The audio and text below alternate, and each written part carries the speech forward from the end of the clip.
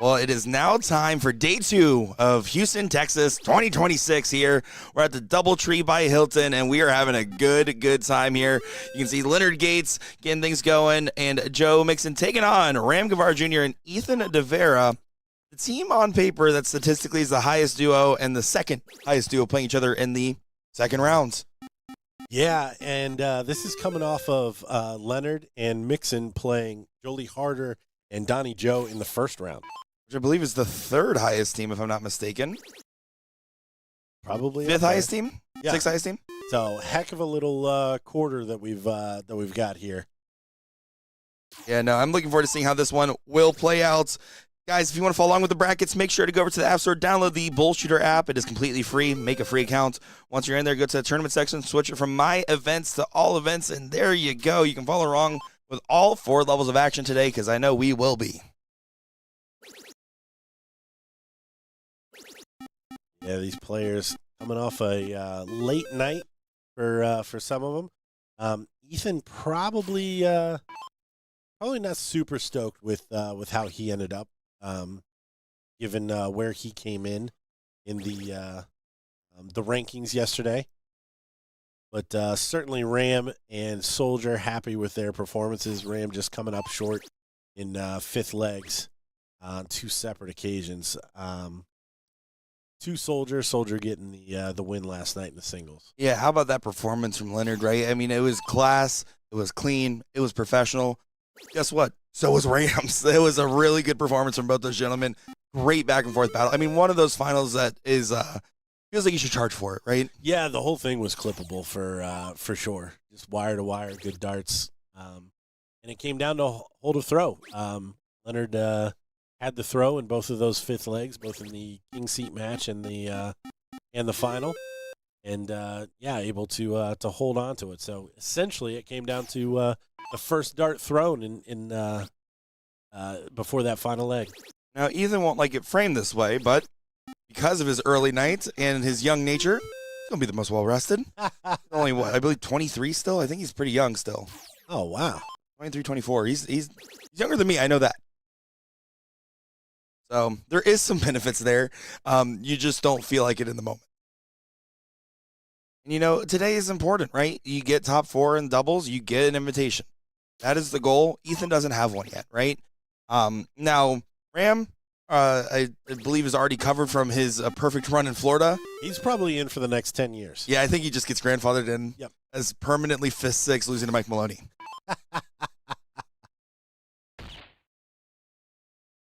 Yeah, he'll love it being framed like that. I'm sure. Well, you see how he treats us when he's driving around. Can you let chat know exactly what happened there? Can we air the tape a little bit? Because I want to hear. Oh my gosh, it was hilarious. I was walking over to the Jack in the Box next to the hotel for the largest coffee that I could find, and I see this red truck driving towards me with the window starting to go down, and I never know how these interactions are going to go. And I look over and it's Ram, and he just looks at me and he goes, "You guys could do a better job commentating." It just like rolls up his window and keeps driving. Right past me. Hilarious. Incredible. So, no, I don't feel bad about how I frame that. Because I'm the only one that can be mean to Gordon.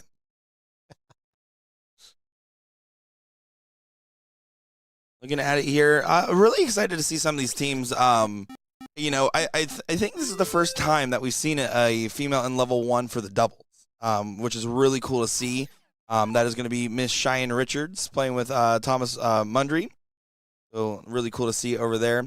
Curious to see how some of these other teams will play out. I know Ryan Crawley in the mix. Thoughts go out to him. He was at EDC Vegas and found out his house burned down.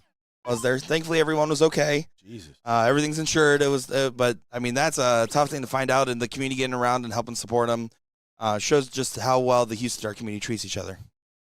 Yeah, everybody always leans on that insurance thing, man. I tell you what, insurance obviously is a nice net, but the hassle and all the stuff that goes along with like squeezing out every dime that you're owed in those kind of situations is a job all in of itself. And it's not like life stops when stuff like that happens. So, yeah, it's good to hear that the darting community can be a piece of helping put that family back together. Yeah, I mean, and I talked about it a little bit with Florida, but we just had two major titans of the Florida darts world pass away. Mark Venable, who used to be a top-notch national level player, passing away, and then Cora Mahoney, who is on the NDA board for years and helped build up Central Florida darts from Kings Row back in the 90s. The dart community rallied around them in their final days and going forward, carrying on their memory. It's the great thing about darts. It really does sometimes transcend what you could possibly ever have expected it to be. That's enough sentimental stuff. Man, oh man, do I not like Ram Gavar, let me tell you. Well, Ram had an absolute stinker of a last turn. It looks like Leonard and Mixon are going to be tying this one up at 1 apiece. Much shorter format today. The doubles team's only getting best out of 3. Race to 3. This is level 2. Oh, how dare you. Yeah, but still a sprint. Yes. And with the way the bell curve divided, the top level is really high up, and then there's a lot in the middle 2 brackets there. So it will feel a little expedited on our top end. And to have these two teams play each other at this point, round 2, brutal.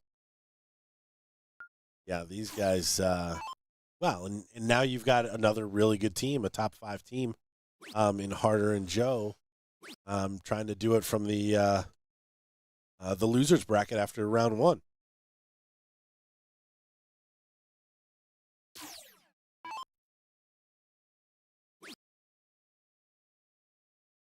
And they're trying to find the angle. That's an awkward first start, and he really wants to punish that from Ram.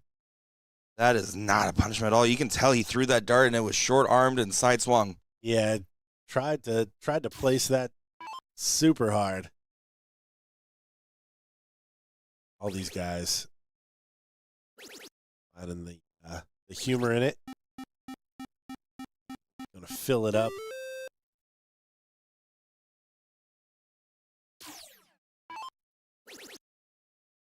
Now this will be interesting here. Not going to be able to take that swing. Even if he hit the 2 trips on the rip there, I don't think that there's... It's so hard because Ethan did a good job of just putting it out of reach, defending that higher ground. Ram just goes ahead and... Oh, no. Look at Leonard's reaction, too. He knows, and they're all kind of having a laugh, and I think Ethan and Joe are saying, we'll just do all the work. We got this. Yeah, this is... He's not going to get a better chance to turn this leg here. And again, normally a spot where you'd almost expect it to be a 7, and it's a 5. Now, it's still a good shot in this moment, but Ethan just goes ahead. He finds a trip on number, single 19, and the lead is regained. Down to the 19. Stays in there and does find the single. Continuing to bail his partner out. I mean, look, 7-0 and a 6-5 with the 2-0 and 3-5, and the 2 and 3-5 is not on the 2 you would expect. The finalist of level 1. And that's no discredit to Ethan or Joe, who are also talented players in their own right, to be fair. Not surprising that they're right.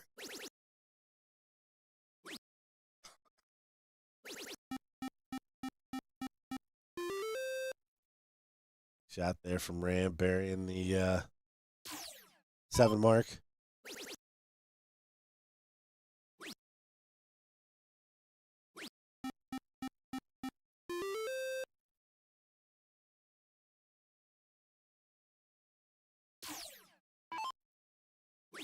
How aggressive does Ethan play this? We've seen him play aggressive in singles.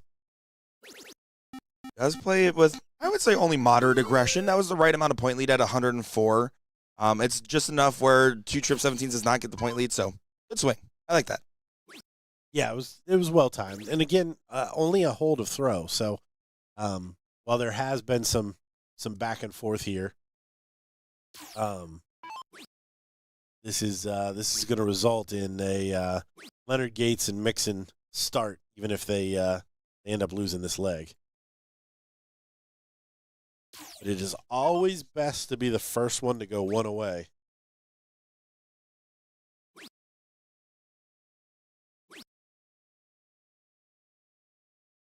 Leonard can't believe his darts aren't going in the triple.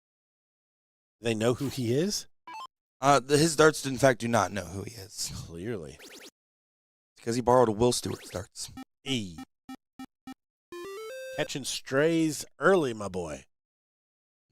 I'm sorry, that is your son. I have to show more respect. My least favorite Dixon. I'll tell you that much. And that Facebook post he did about me yesterday was brutal. Brutal. You saw that one, right? I did not. Oh, man. Let me tell you, who needs enemies with friends like that?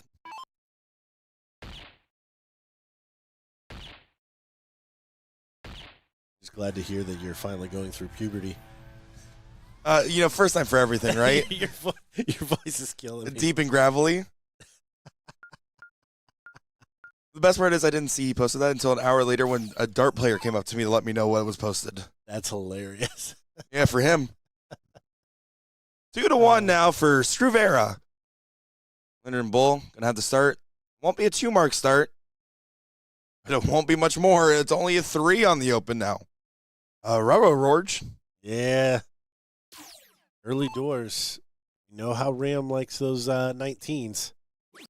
Can he find treble and get a whack? He cannot. They've done lucky to close 2 it. versus 2 when they opened last leg. 3 versus 3. Ethan is smiling because he's like, what is going on with you two right now?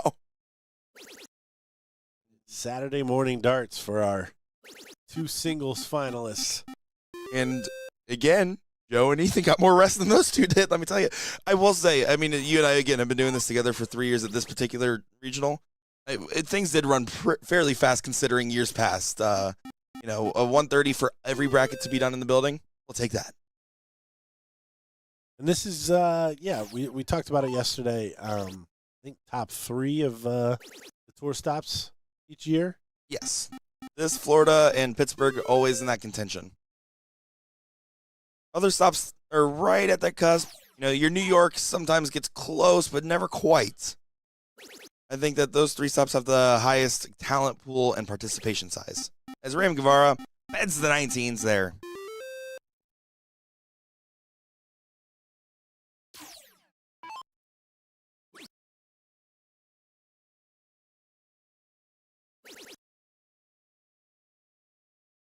Oh, mixing just on the outside on that third.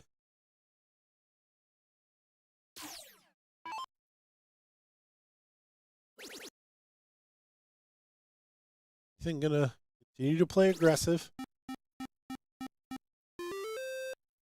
Switches back down for 6 marks on the 19.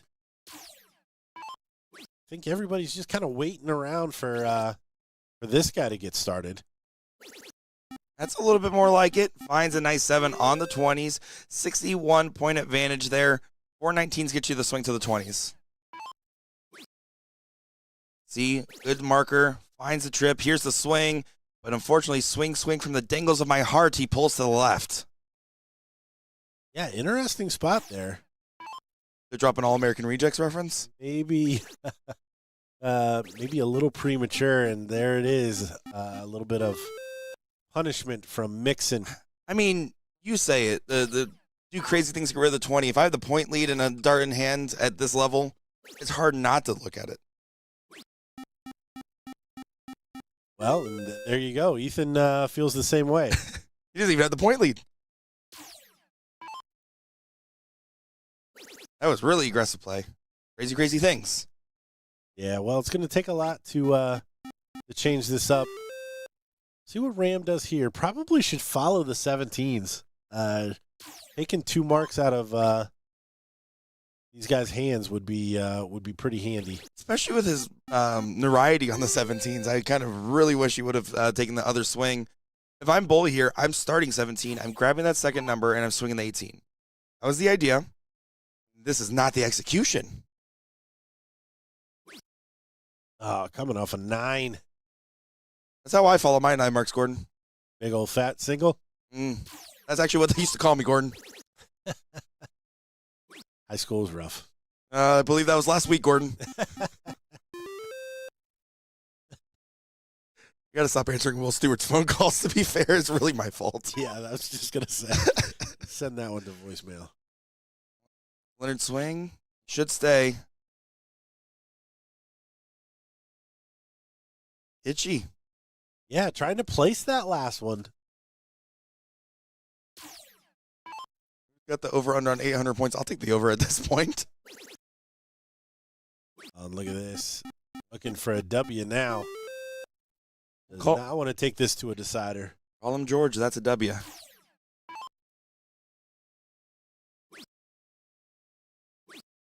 Only a 2 on the 16s. This should be the opportunity for Ethan to get the corner pockets underway. Yeah, poor Mixon. 9-1-2 his last 3 turns.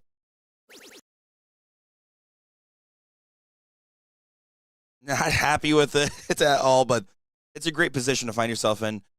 Gates has to bed this number now, and you have to hope that Ram doesn't hit. Good start to that mission. Great follow. That's step 1. Yeah, great shot there. Keep himself in it. Still work to do. Fortunately, work that Ram doesn't have any interest in helping complete.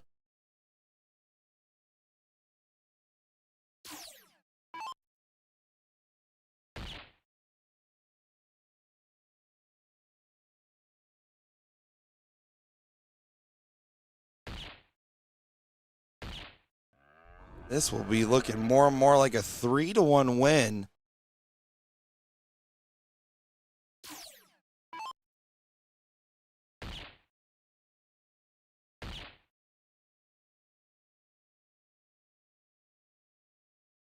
Just on the outside. I mean, here you go. Yeah. I mean, we've seen him tease it. Finish available. And you can see Ethan's reaction. They're all kind of laughing about it. All 4 of them are laughing about it. There you go. They all were looking for it, too. But this is where it starts to get interesting. You have to stay on for a double bull. You have to add as many darts as possible here. It's an X. Yeah, I know your gut says grab that 1 number, make it easier, but if it's no bulls on the board, sure. Not here. Nope. Big start. Over 800 people watching along across all of our different platforms for this great final. Ram Gavar pushes through, gets the win there. Some great stuff to go ahead and start off our stream in style. What do you say about that one? Yeah, that was man, that was heavy. And the over got there for the record. Yeah, easy $5. Thank you very much. My Venmo is in chat. Looking here, we have Sterling Bull RNL and Terminators. That's going to be Listo Lopez and Ross Huff taking on Joey Lee Harter and Donnie Joe. And currently, Donnie Joe and Joey Lee, so blanked out there for a second. Saturday morning commentary, up 1-0, and the race to 2 on the loser's side here. See how this one continues to play out.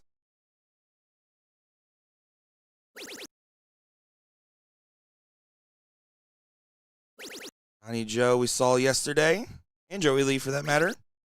Not going to look at the other 2 gentlemen here. We are familiar with the known quantity of Listo, and I believe we've seen Ross before.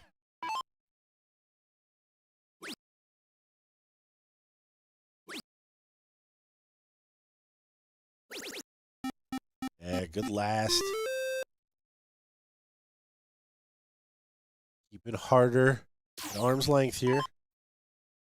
Find more 18s before you get to whack at that 20. They're only shooting a 2-0 after 6 darts at the board. Not what he needs at this moment to try to break through. No, honestly, underperformed each time we've seen him thus far. Yeah, I talked to him and Chris Caballero. I always butcher his last name. Sorry, Chris. After they both, like, back-to-back, they just lost on stream, and I happened to run into them out there. And they were looking down like someone kicked their puppy. Let me tell you. And I was like, both of you know better. Do better. Yeah, that's a tough spot. 6.5 for Donnie Joe here. Gonna have to get something started on the corners.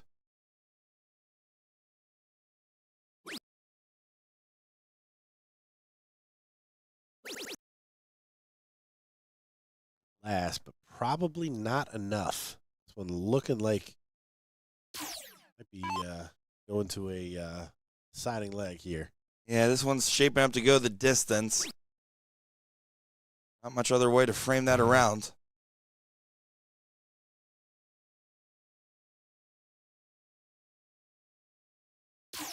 Outside chance, though.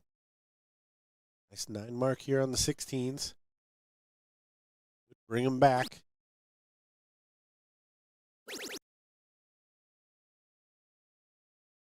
Not going to be a 9. It's with a 20-point differential. Listo, the high man on the board. All the right ingredients going here.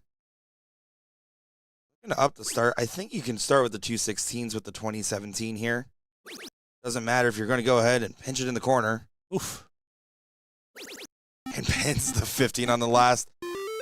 Well-executed plan. 1, 2, and then a 3. Makes 6. How about that? How about them apples? You like apples? How about them apples? I've never met someone that doesn't like apples. Especially horses. They love apples. Apples got you messed up. Horses would be messed up. Yeah, well said, Mitch. Well said. You know, stoplights are or bananas are like reverse stoplights. Yellow means go, green means stop, and red means where the heck did you get that banana? If you're following along, drop your favorite Mitch Hedberg joke in the chat. Gordon, you and I might not see eye to eye on everything, but we do have the same taste in comedians, apparently. Absolutely. That and barbecue. I think we like stuff in our face with the meat sweats. Oh, yeah. Big brisket fan. I've already had some this week. That was your darn nickname, right? Big brisket? Beef brisket, yeah. Beef? moist beef brisket. And to everyone that doesn't like that word, they took out their headphones. What a leg from Listo. Yep, 1-1 here. It's a last leg decider to see who will go first in this matchup.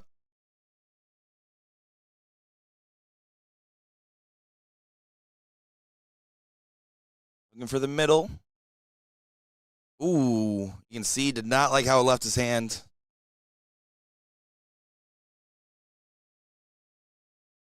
Chat's starting to play along. I love it.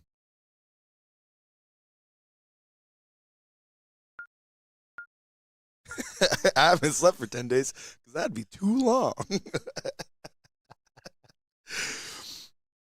Incredible. One of the goats. That and again, I always think of George Carlin's bad words rant. I think it's one of the best bits that there is.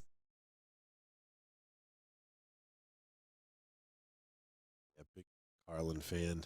I was actually my third ever vinyl I bought when I started collecting vinyls. I saw a George Carlin vinyl. I was like, thank you very much. Yeah, no, that's what I wanted to say, but I can't out loud. Kevin, thank you very much. I'm glad the chat got there. That's my favorite. I do say that one on a regular basis.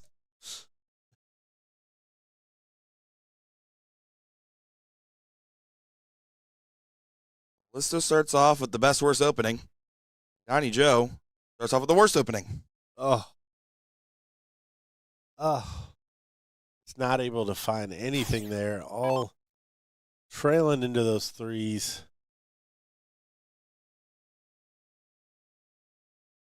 Maybe a bit of a reprieve? No. Good find on the third dart.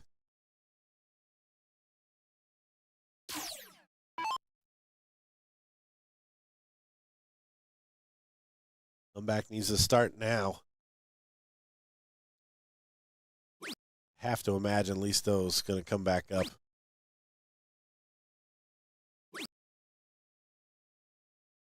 Yeah, this is is 5 or more. I mean, he's just been on it. Yeah, the Terminators are saying you'll be back, but right now not looking likely in this bracket. They're in a lot of danger here. This might be the final blow.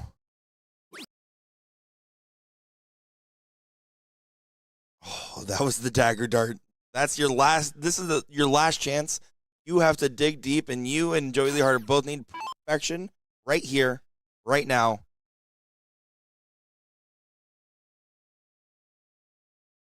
Ah, he's next door again. It's nice to be friendly. These are not the neighbors you want to be hanging out with. Only a 4 mark. You know, darts is often like a marriage, Gordon. You get caught banging the neighbors, you're in trouble. It's very true. Spoken. That's it. It was just spoken. Spoken. William, that's a good one. Chat, best chat in the business. That's one of the first things you said when we were commenting together, and I've stuck with it ever since because you're right.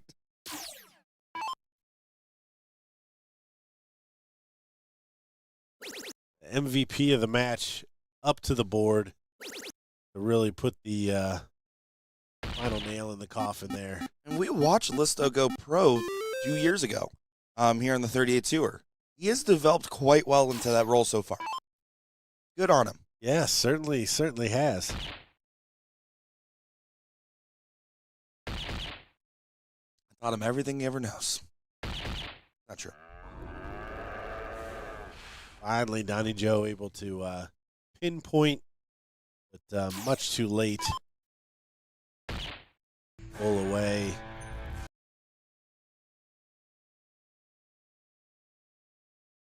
As we move on to another winner's bracket matchup here. We have a good one in front of us. BC 210 taking on H&H. And if you're wondering what those team name means, that me too. That's going to be Chris C that we saw earlier on. I was talking about earlier, playing with Mike. And then on the other side there, excuse me so much, as I just get choked up talking about these players. Caleb Hunter and Andrew Honeycutt on the other side of the ball here.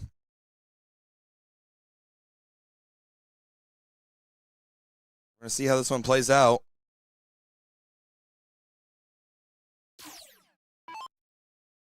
This is to get into the top 4 on the winner's side of the bracket. The match feeding into Screw Vera is It's In versus Old School. And I love team names. And then Team Lizac currently down 1-2 against Team Halfbaked. But Team DJD with Cheyenne Richards up 1-0 in the loser's bracket, trying to fight along.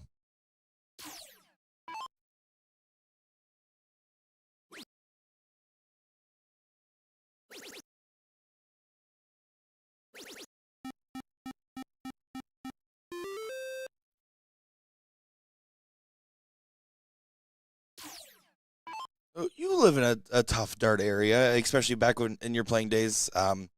Really competitive scene where there's some really high-end talents that you would take your lumps from, right? That being said, how does it feel like, do you think, for the average Houstonian, the journeyman, right? The people that obviously have picked up the game pretty well, but haven't been to the same level of Ram and Leonard and those guys. I mean, what does it feel like for those guys? Yeah, good question. So my assumption is that's why we will continue to see good darters churn out. Because anybody that's going to stick around in that kind of environment is either truly just having fun with it and doesn't mind going to the blind draw, and when you get Ram, you win, and when you don't, you lose.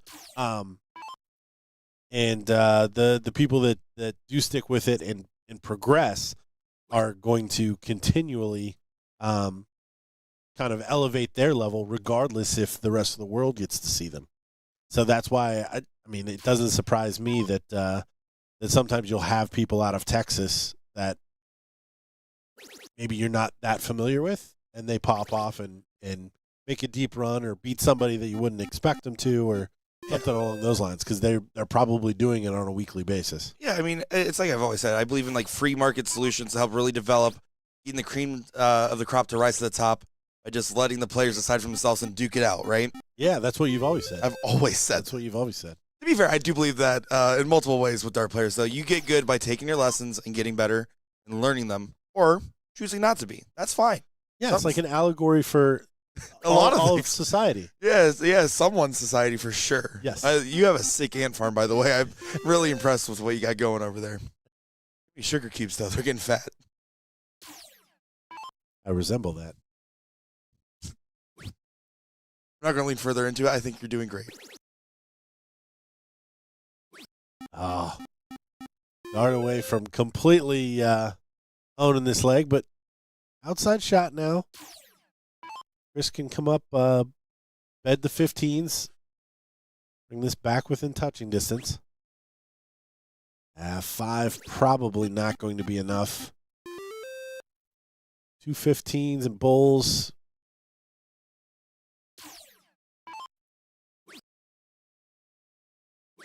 Yeah, Caleb Hunter. Could extend with a 19. Or a that worked. P-hole? I mean, that was dead nuts. That was a great shot. That was a great dart right there. Caleb Hunter, we're familiar with the quantity. We've seen him do well. Brother Zach Hunter, of course, pretty well known. Definitely had a hot streak a couple years ago here in the Houston community. Again, Honeycut's probably one of those players that defines a journeyman. He's probably like a 4.3, 4.4 average.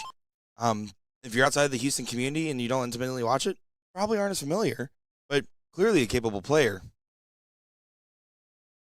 Jinxed him. There you go. Does go ahead and punch through leg number 1. Polishes it off. Is that your polishing motion? You're never making him bowling with that form.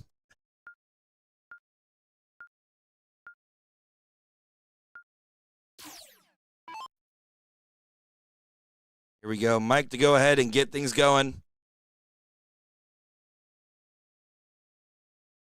Seems to be some confusion. Yeah, I think they wanted to switch the order after leg 1.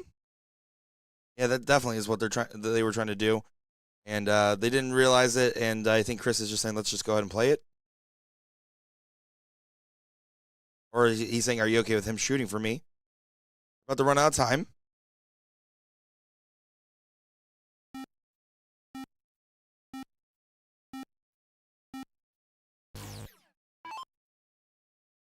And now it's about to get really messed up if you don't read that. Okay, there we go. Folks, I understand if you want to change your starting order. Yeah, they just go ahead and skip the first few turns there, but I don't understand doing it mid-match. I understand it's allowed. It's an option on the board. If it's an option on the board, you're allowed to do it. Personally, not the time or place.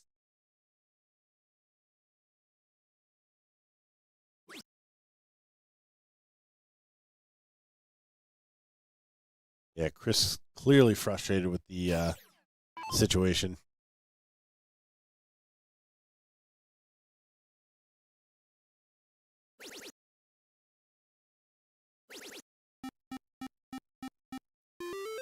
Andrew finds 6.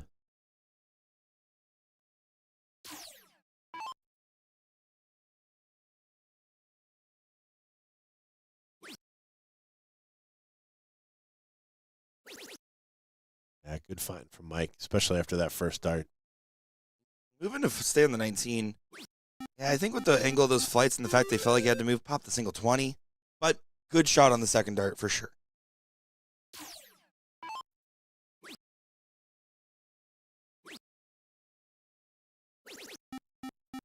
Yeah, and there you go. Solid shot from Caleb Hunter in return. Takes advantage. Chris still clearly upset about the early exchange here. Yeah, I understand, but in a level 1 doubles, both players should be comfortable enough going first either way. And if there was an error in the setup, especially after leg 1 is finished, like, I mean, I'm not. I wouldn't. If you shouldn't let it affect you too much. I don't know how early he told them that he wanted to switch too. True, it could have been to me that's where it all hinges. But they skipped the turns and did the order in the order though. They still did it. Yeah, but I also understand. Like again, if it was made clear what the expectation was, sure, and it didn't happen, and then it had to happen because of the board timing out and them skipping 2 players. It does break the flow and the intention. Yep.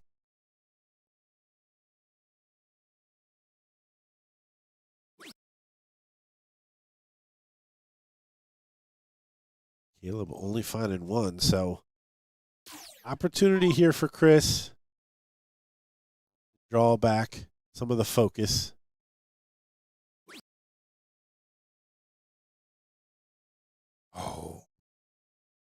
lack thereof. Single 5 doesn't convert. Definitely a rattled moment. And this is a winner side matchup, so it's race to 3. There's a little bit more time. You don't want to go too low down.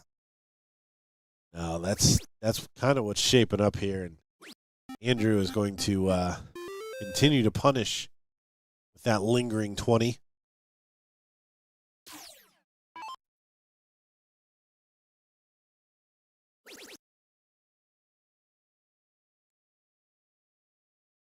it get closed now? Does not.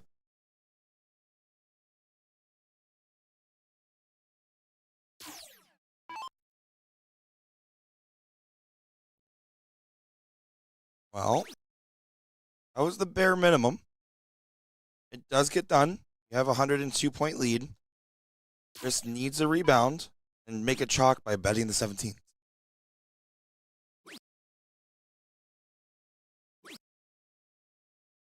Does get rid of that 20, but without closing the 17s, you've just kind of traded one number for another.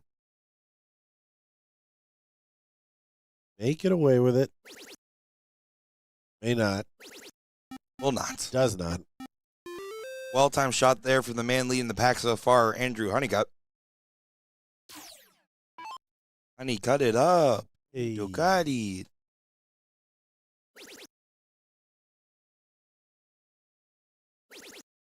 $17.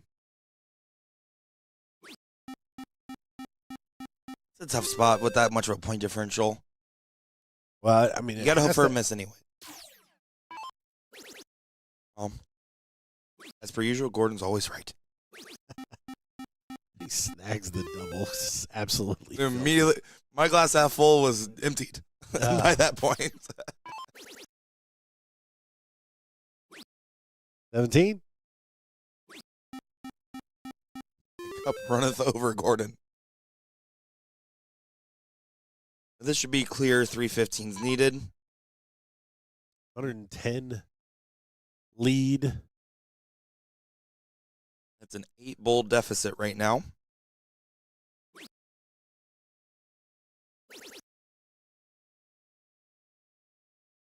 Goes ahead and does the recovery dart on the last.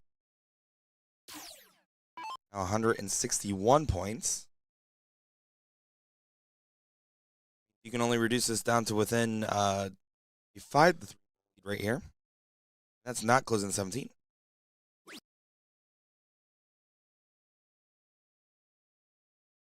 And this leg is going to be going to H&H. There's no other way to chalk this up unless this is a complete miss here. And even then, I would argue that this is a pretty set position. Yeah, there's not a whole lot that BC 210 could do.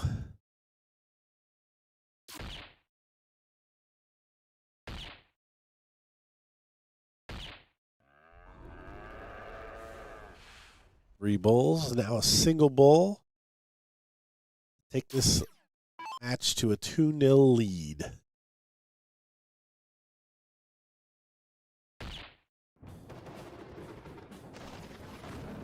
Just a friendly reminder, folks. Scrolling on Facebook, and there's a click this link to pay to watch the tournament. Do not click that link. There is a couple of imposter pages going out there. And so I actually talked with my Facebook rep and talked with them a little bit about that, right? And I finally got a notification the other day. It said, "Thank you for your report. This page has been removed." I looked and it was like, I was like, "Oh, is it finally working?" That was a report from a year and a half prior. They finally got around to reviewing. Not always the best case scenario. If you see something out there that doesn't look right, hit the report button and don't click sketchy links. You should know better. It's 2026. It's free. Yeah, don't do that, Boomer. Don't do that, Gordons of the world. It's so funny. One of the annual compliance things, which I'm sure everybody has to do, but is like how to not fall victim to phishing traps. Yep. Every January, you get to sit through them watching, or them telling you not to. Hey, if somebody tells you to buy gift cards for your CEO, like maybe don't do that. Yeah. It's honestly though they're getting a little bit more intense. Like the training ones are kind of goofy a little bit in my opinion. But the other day there was someone spoofing company CEO's voice on the phone. I was like, that starts to get really tricky once you start using AI fake voices. Just be careful. If you're not sure, hang up, call the right number. That's your IT security lesson today. Unless I send you a link, just click it. Trust me, it's fine. It doesn't automatically cash at me any money or anything. No, I have a Venmo. Is that what the kids are using now? Depends on what you're buying. And that's where we stop with that I conversation. buy darts. I'm a darts collector. Gordon, jeez.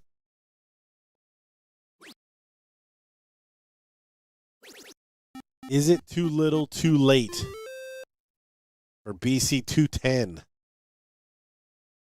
Bring this one back. I'll argue. This is kind of the easy one. Yes. This is the one you're supposed to win.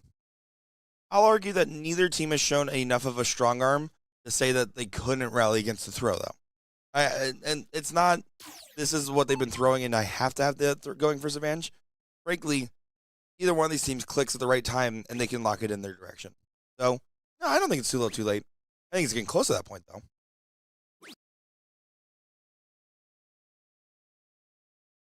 Why buy darts when you can just throw bar darts? I do that, too. But I like to put them on a shelf. Everyone's like, I can't believe that Target would charge so much for these Star Wars darts. I'm like, I can't believe they released Star Wars darts. Did you buy some? I bought the X-Wings, the $160 ones, not the $800. Chat, you don't donate. I'm just kidding. Just kidding. Dart community, rally around. Nick Teixeira. I will manage you with my full heart and wallet. I mean, I'm a sucker for collecting. Like I said, this limited edition Black Widows. Shout out to Rick Darts and Games, by the way, our vendor for this weekend. Super Darts took a break on the road, and we will see them back at the next one. Rick Darts and Games, though, is out here. Shout out to Chris Rodriguez and company. Doing a great job, and having some cool stuff there, as always. One of the best parts of coming to these BullShooter stops is seeing all the different fun things you can get. Like an autograph with Gordon Dixon. Yeah, enjoyed chat with Chris yesterday. Mm-hmm. Let me tell you, he did say the same. Said he was thrilled. High praise. We blocked this lighter kid? I believe he has a point. I love Donnie Joe, okay? I'm a big fan. Big fan of Donnie Joe. I can't believe, when you told me that, that's awesome, by the way. Yeah, 100% true. Hey, you want some DJ darts? Yeah, I got those. Oh, man, I didn't even know they were out yet. Yeah, they weren't. Off the truck, I promise. You thought those were Apple AirPods you're getting. They're actually just AirPods. AirPods.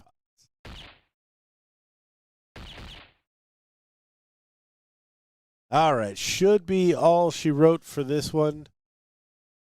Heading to a fourth leg. But H&H, after doing the hard work in the first two legs, going to get to start this one without a cork for the match. But that was a much more convincing performance. Again, H&H definitely slowed down. Neither one of these teams have strong-armed the position. This is the time where you don't get an option. BC, if you want to stay in, do it.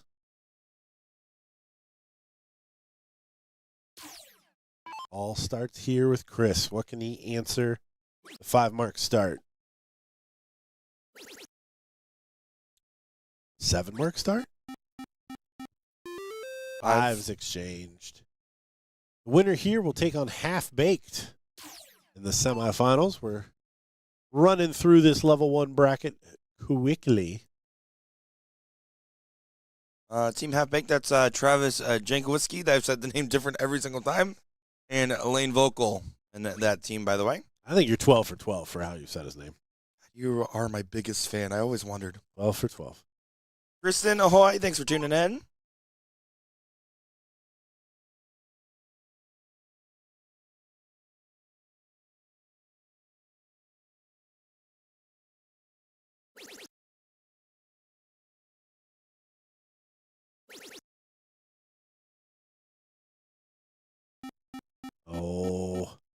loose third, but able to get in a pretty good spot here after a poor shot from Andrew.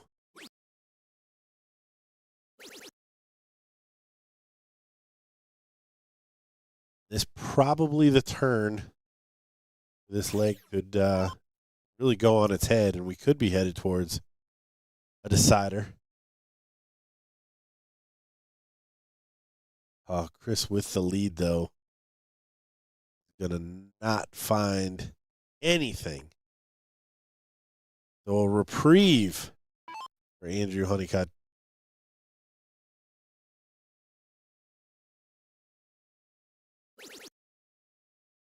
Does recover after the first start.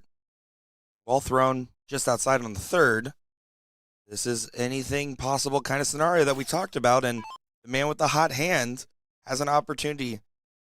You stay down at the 19s and find at least one trip, then pop up. Guess who's here? It's Jack Wagon. I want you to know, Jack Wagon, you are his favorite chatter by default. More than his own son, Will Stewart. Seriously. Needs to find a trip so he can get a look up, and he won't find it. Now he has to stay. Really wanted to find, I mean, technically only needed 6, but he really wanted a 7 or a 9 there to be able to swing up to that 20.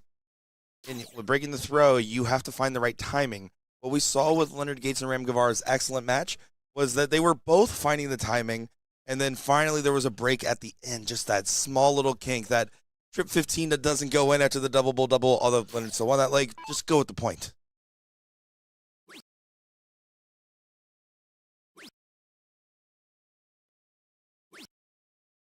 It's not happening for Chris. Telly just wants to rip that board in half.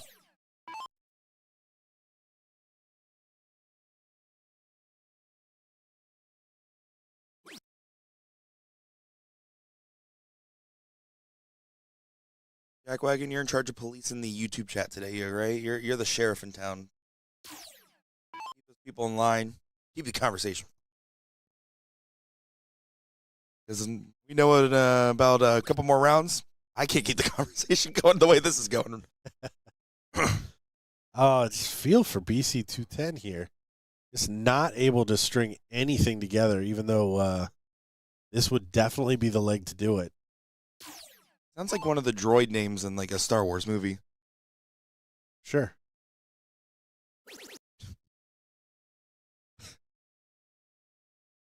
Good last there from Caleb.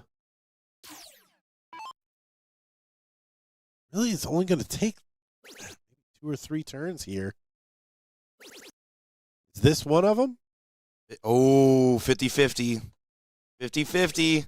Just wings it and finds it. Chris locks in. What a timely dart. Where did that come from? He was saving them up for later. Serious.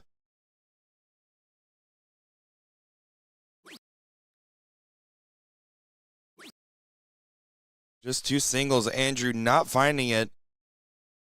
How aggressive do you play this? Very. 17s. The book calls for the 17s. I agree. Finds the trip. Oh. Go down. What are you doing? You got to take away those marks. Now you don't go down? Okay, good. You got to take away those marks. I mean, 6 mark, if you're going to go up, hit 6, so that way they can't hit a 9 and take it there. That's the minimum you had to hit, mathematically speaking. Not the right shot. Now H&H got to use those 2 marks to their advantage.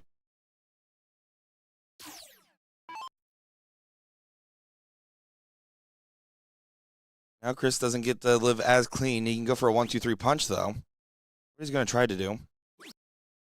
Needs to make sure this drills. And does do so. That was a very fat shot dart there. As it should be.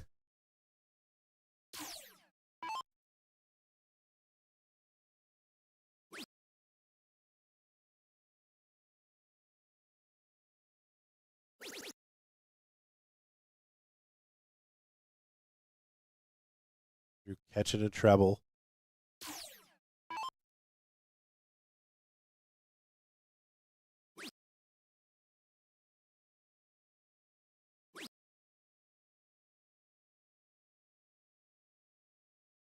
There's an opening. Doesn't get what he desired. Just 18 points on the score. Oh, needed that trip to swing up. Let's find out on the last to go ahead and add a dart to Chris's throw. Chris, with the well-timed 9 mark earlier on, changed the course of this matchup. He might still have to steer that ship once again here.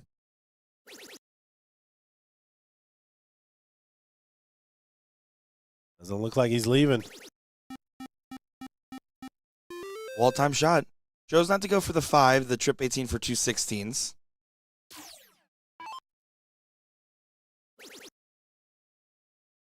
Andrew, after being fairly consistent in the first 3 legs, definitely coming around there on that shot, but has not been his very best so far.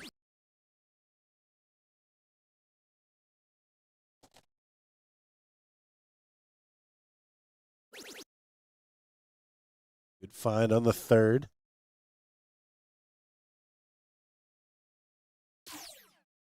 What can Caleb do? Got to wrestle this leg back. Really sew it up here. Wow. That's what he can do. A 1-point lead and closes the 18s. Up 2-1. I love it. If there was a time to ring the bell, ring the bell. Love it. Chris was settled in on those 18s. Finding them regularly.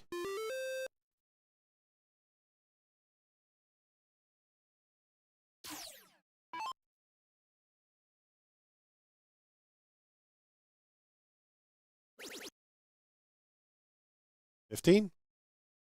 Oh, he stayed there. Bad deflection. He chose not to be the hero, but now leaving Mike an opportunity to wear the cape. Debatably an easier shot. Not debatably, it is. Yeah, needs 2 of each.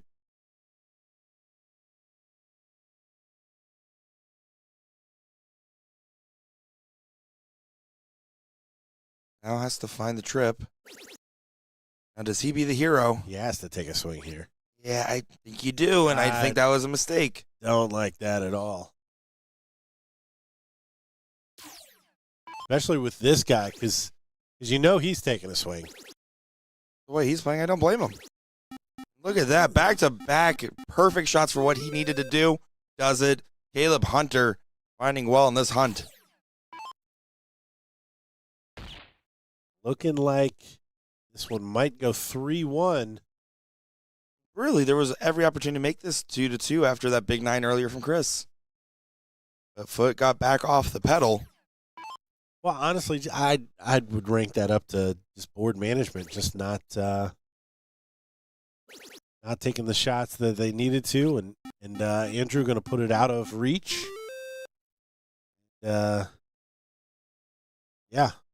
6 bulls, maybe 4 bulls and a 16. I just can't imagine them coming back from here. 4 bulls and a 16? Almost fell into it. Yeah, no, you gotta hit the 16 so your partner has a 5 bull to win it. Yeah. Make it a moot point though. Caleb does do so. Grabs that one there for the win, and H&H do get that 3-1 advantage. Guys, coming up next, top 4 winner side level 1. It's in. Taking on Vera, which should be a good one here. I'm Nick DeShed, joined by Gordon Dixon. Don't go far. More darts in our future. More darts flying on your screens. Give us a like, give us a follow, give us a share. We'll be right back.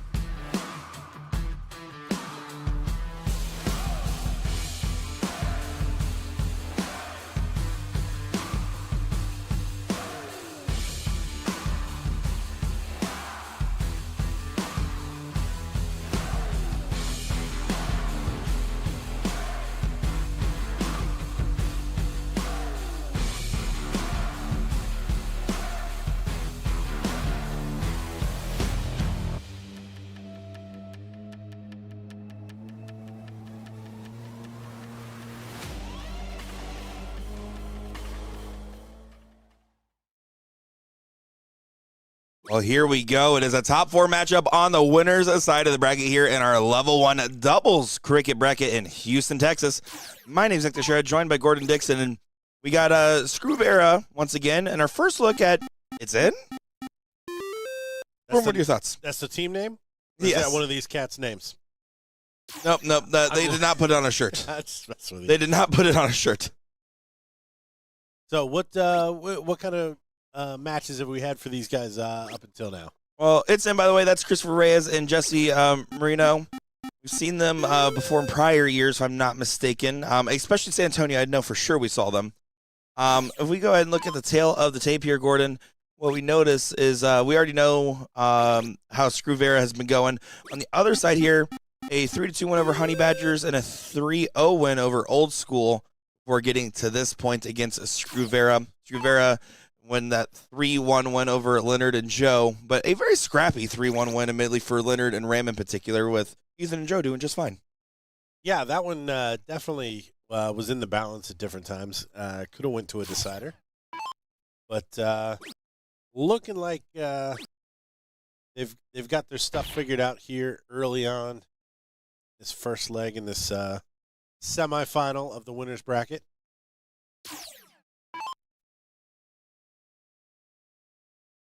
Just watched Agent H get confirmed, and they'll be taking off Halfbaked in the other half.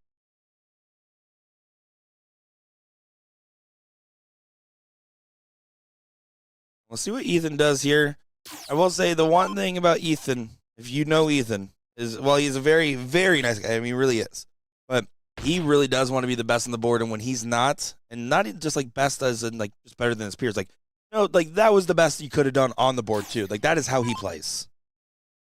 The Filipino transfer to the, I believe, Dallas area specifically. Could be wrong about that one. Texas, I know that much. And shout out to his uncle Edgar, who I used to play Dart League with back in 2018. Fireball, Edgar. Fireball. Is that a drink of choice? Oh, yeah. Back when I used to run blind draws, you would hear just randomly after he hit a really good or really bad shot, Fireball! And it's a war cry. Oh, yeah. And when I saw Edgar at a tournament a couple years ago, he's like, I want to introduce you to my nephew. He's really good at darts. I was like, yeah, sure, whatever, Edgar, because Edgar's fine. But I was like, sure, whatever. Introduces me to Ethan. I was like, hey, nice to meet you. That's the same run where he ended up just losing to Jeff Smith in the finals and qualifying for the main event. Oh, wow. Down in so I was like, never mind, you're right. Okay, your nephew's really good. Yeah. Your nephew can play. Well, so, sometimes it's some nepotism. Nope, that was real.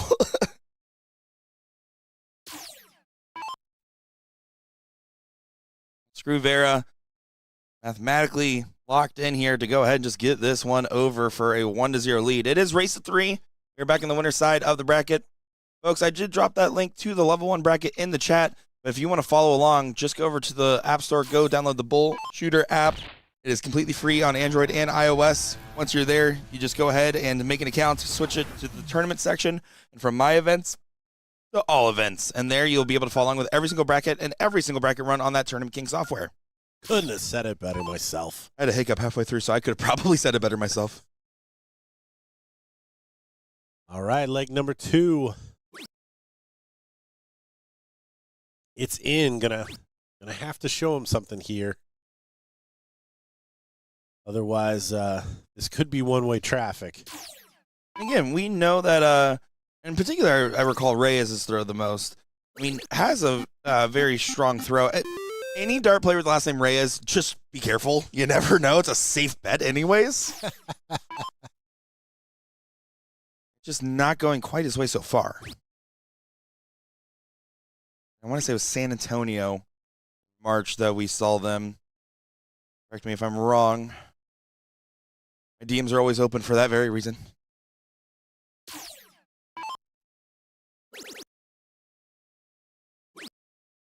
Yeah, both these guys settling in, and that's why I said It's In really needs to get going here and let Vera know they're in a match. Otherwise, the gap will continue to widen as those guys kind of settle in.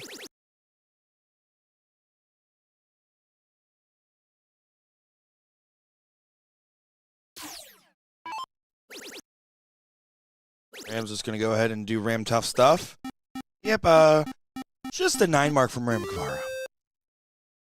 Yeah, he can't hit 12s.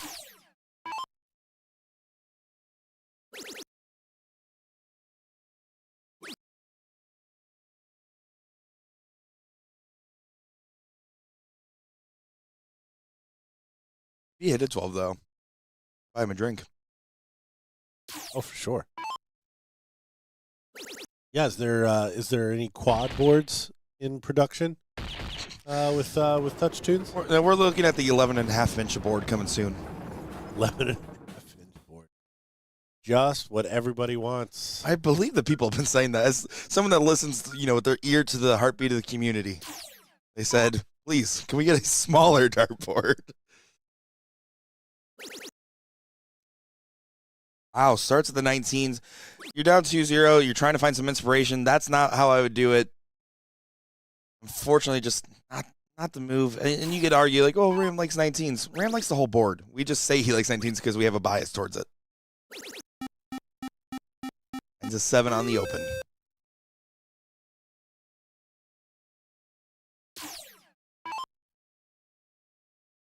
Yeah, you have to imagine that both these guys are probably going to have to average in the 6s to really convince Vera that they got a shot here. It's just not happening. And again, you're going against the statistically highest team in the room. I think that's a benefit because you know that there is no expectation other than to just try, right? You know the math is going to be in that direction, and you just have to focus on getting the jump. Yeah, there's certainly no question marks on what you're going to get out of. Sorry, chat just made me laugh so much. Deciding what you're going to get out of your opponents here. You know the standard you're going to have to play to. Who is commentary in Pittsburgh or Tennessee deciding which one I want to go to? I think it's fair enough to say you'll get Gordon Dixon in Tennessee and Will Stewart in Pittsburgh. And I want to know right now in chat your answer of which one you want to go to more now. He's going to Tennessee. To be fair, so I don't know if you noticed, our faces aren't on the dartboards this weekend. The day I went to go upload it after I kind of just like quickly was approving the graphics the week prior, I was about to hit the send button as I realized it was Will's face on your name, and I was like, that would have been so funny. Nice. Don't do it. Will would love that one for sure. Oh, absolutely. I'm named after my father. Okay, it's not as bad as Gordon.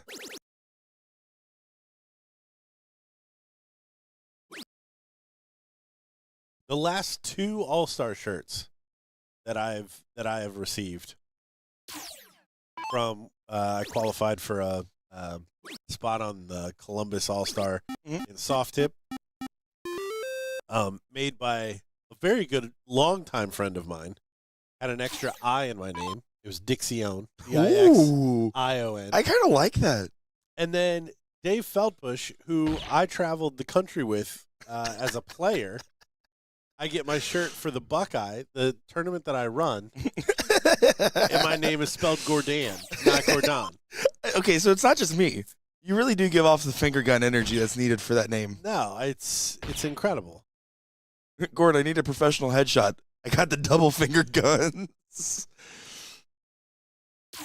See y'all in pit. Well, the chat's already deciding. I was thinking personally. Scared of my analysis. It's understandable. Yeah, you really emphasize the first 4 letters of that word, sir. Probably don't know your numbers, Bill. Last night when you said the wrong number and started being so mean to yourself, I was like, oh my God. That's not right. I'm an idiot.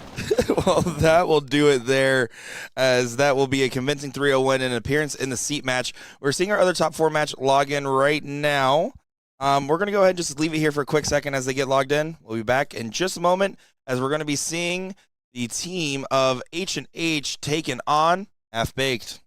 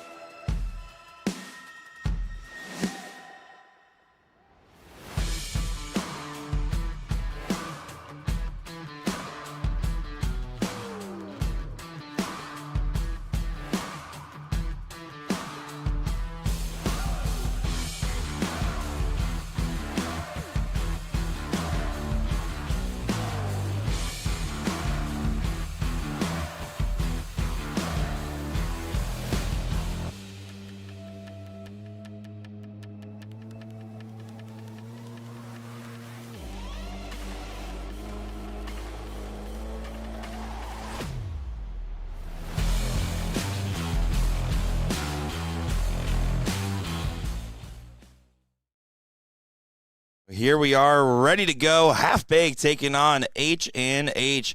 This should be a good one. We saw some good shots from Caleb Hunter in that last one. Well-timed to go ahead and get that 3-1 win. If he keeps up that performance, he's going to be a threat in this one, isn't he? Well, yeah, timing's everything here. But first look at Travis and his partner. Travis we saw yesterday. Really got some unlucky misses, but ended up coming through the match that we saw him. But no surprise to see him here at the back end of this doubles tournament. Yeah, no, I mean, you're top 4 on the winner's side here. You're 1-1 away from guaranteeing a plaque and a spot in the finals and a spot in the Invitational, for that matter. Lots that right on this match, and I think both of these teams, just going out the stat sheet, have the ability to convert here. Let's see what they're going to do. Lane just high into the 8. Certainly not what he was looking for, but again, early on in this match.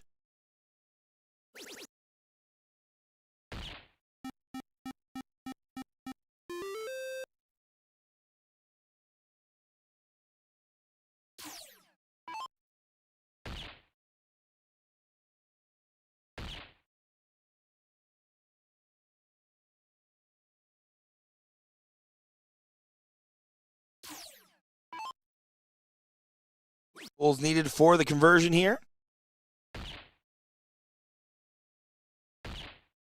And will do so. Very convincing leg there for H&H. I believe they're switching the team order on the other team. We've seen this go well once, and we've seen it go not well another time.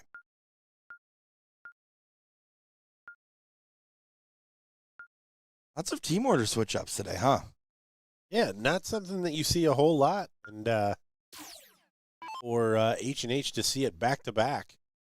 Usually mine's like before and after a match. Like, I'm not afraid to say, hey, I'm not having the hot hand. You go first to my partner. I've done that before.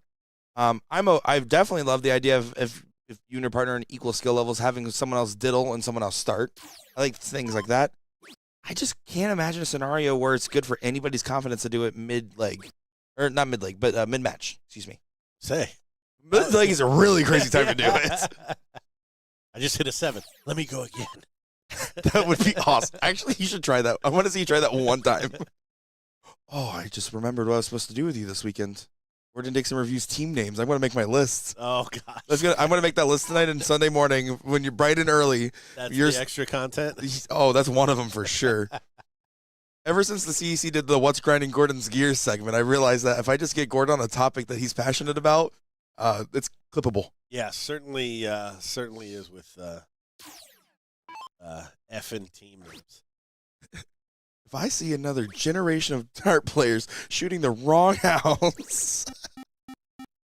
17, double 15 on 81. Oh. Impressive. See Caleb trying to find the 19s. Does convert on the last. It's a needed dart. Now, if you're Travis, you're going up here for a reset turn. I'm thinking big old trip, 2 single 19s. I don't find the trip on the first. I'd stay. There you go. Did exactly what he was assigned to do there. Wanted more on that last, but still a great shot from Travis.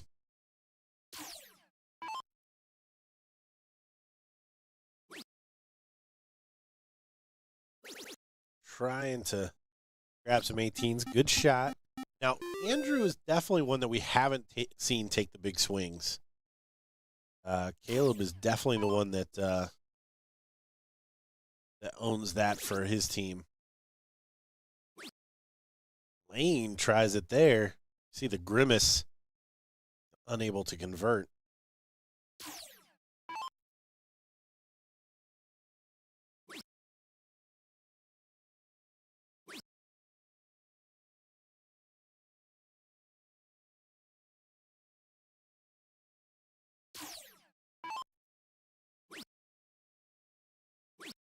One, two, three punch.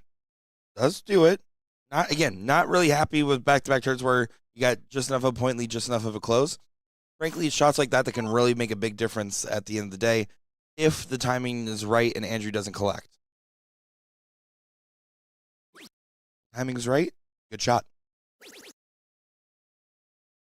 But again, at this point in this scenario, if I'm half-baked, I'm down 1-0, I'm not taking a risk on this shot. This is where I'm betting the 17, or at least finding 2 trips.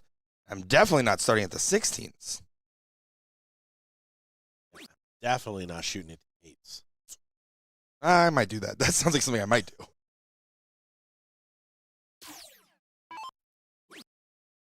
I might be the best accidentally hitting double 7 winning me a trip 16 player there is, though, in darts. I real get you drop it down, and it just goes in a vertical line, right there. Does it make that noise? In my head, at least.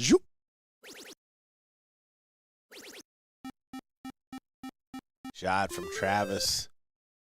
7 mark on those 17s.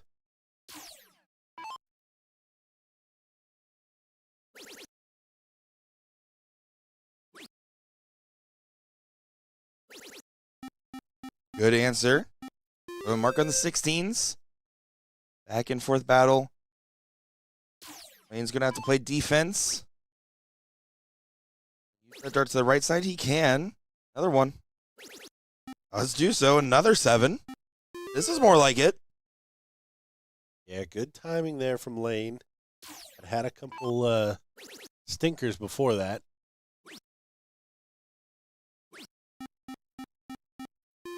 Caleb. 5 mark.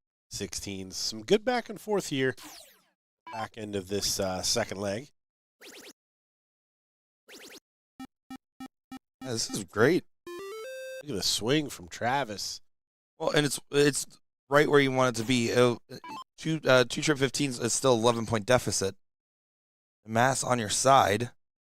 Now it's really looking good. Doesn't get the close, and now this is just a 1-2-3 punch for a half-baked to get this leg. Mike says, I got to commend anyone doing darts commentary. I'm fairly sure I would get canceled for the first level 2 or below match. Let me tell you, Gordon proves it's not that hard to not get canceled and still be very critical of level 2 and lower players. And the people that stream them. You know, someone said to me, they're like, man, when you and Will commentate, it is the dumbest thing I ever hear. It's fun, but you guys are dumb. When you and Gordon commentate, it's like having Angel and Devil on the shoulder. Pretty spot on analysis. That's a pretty good commentary on the commentary. Am I the angel or the devil? Which one am I? I would somehow put you in the angel category. I always knew you were a fan. Needed to convert and get a couple more bowls, add a dart, you would think. Nothing's been particularly free in this one, though.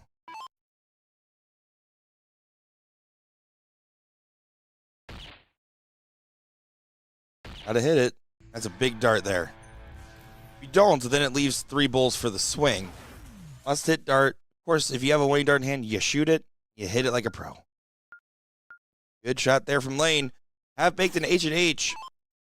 No matter what, and this is not what they're thinking about right now, but it's absolutely what we're thinking about. Neither one of these teams has shown the right ingredients to best Ethan Divera and Gavar. Oh yeah, no one's showed that firepower. I mean, heck, even Mixon and Gates didn't have the consistency to match those guys. Wouldn't be surprised if we saw that as a rematch eventually, because again, I don't even know that we've seen enough firepower to overcome them either.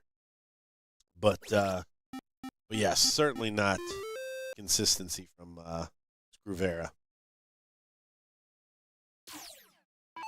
It's so close to being an almost acceptable name because it's a last name, then a nickname. Now Gordon hates it.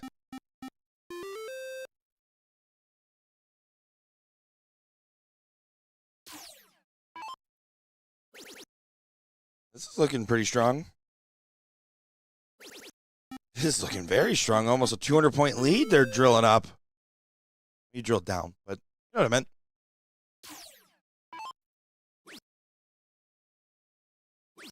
Yeah, I'm not a big fan of collective names, like individualist. Yeah, no, exactly. And about that deterministic nature of it all. I don't know what that means. Me neither, man. Me neither.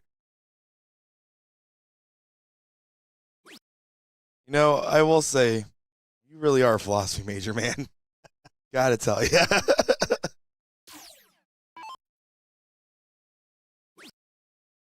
And I really am a Florida public education dropout.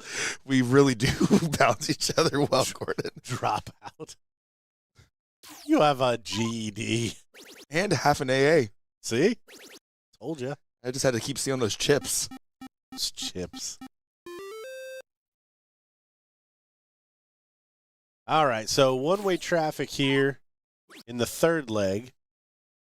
So H&H definitely showing a little bit of their prowess to hold throw, because Halfbaked did get that last leg, but I would call it highly contested.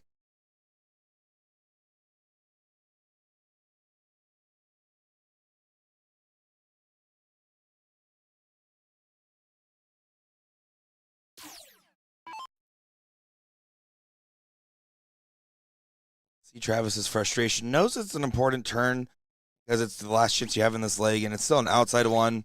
No matter what, even a 9 probably wouldn't have felt like enough, so therefore a 4 definitely not enough.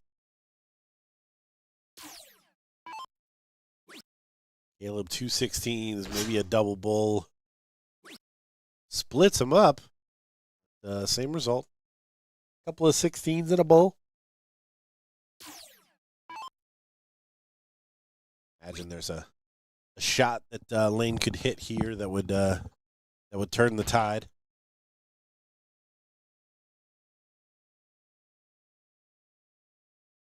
Interesting comment here about the 200-point leads.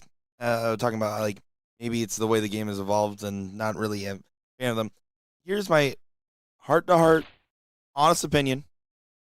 I like the winning strategy in the moment. Sometimes you're playing a team that just isn't punishing the right shots, and it makes sense to just really lay the hammer in on them on the points. Sometimes you're playing a strategy where it's more traditional, 2 at the point, 1 at the close. Sometimes 2 at the close, 1 at the point even. I think I'm a fan of the strategy that works best in those given moments, and I think at this moment, H&H needed to get comfortable, needed to get more darts on the board to find their darts where they need to be, and they've held control the whole leg. So, again, do I think every time your strategy should be, I want a 200-point lead? Heck no. Sometimes, just sometimes, it's about the statement piece of it all. Well, I think Mike's even being a little hyperbolic there. Like, I haven't seen a lot of people max out the 200-point max lead that you can have.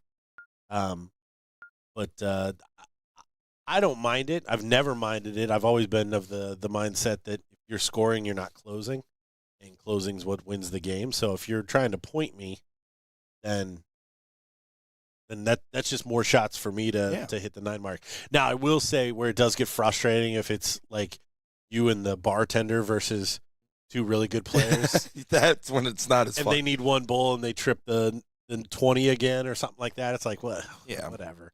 But no, certainly in a competitive setting like this, that stuff is kind of part of the game.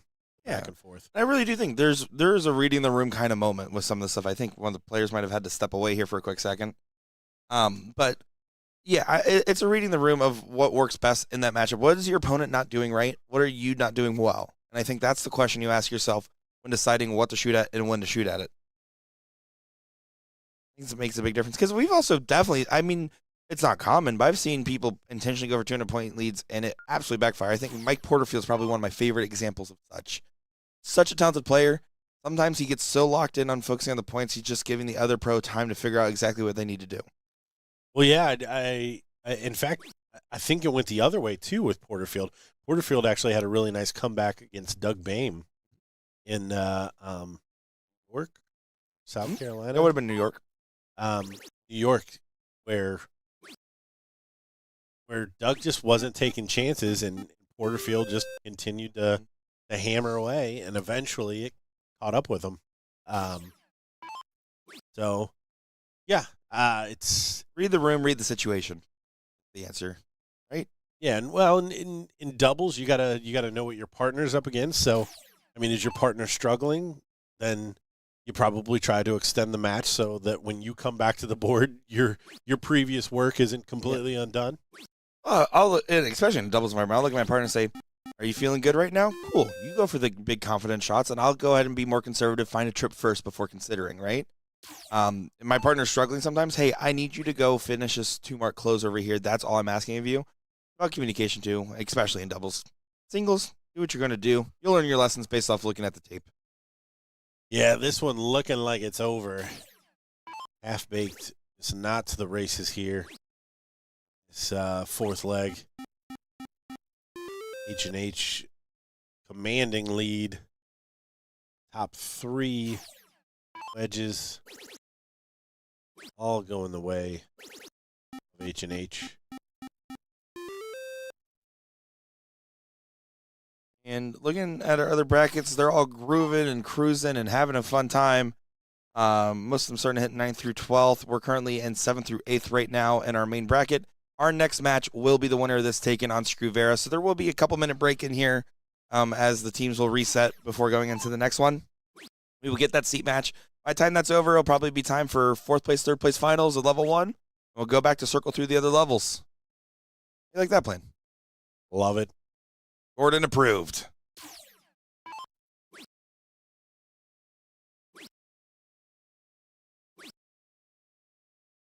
I will say, the only strategy that I think can develop some really toxic habits is, especially in tournaments that use like a 20-round or even a 15-round limit, is too prematurely going for round out plays. That's the only time where I really see some habits develop. You lose confidence in your ability to finish out a game. Now, if you're at round 17 to 20, yeah, you're playing for the round out at that point. Look at the board. But I've seen players at like round 7 be like, well, time to go 19 versus 20s the entire time. I'm never taking a look. So I think that's probably the only asterisk I'd put on that one. That's one of the only strategies where I'm like, maybe not.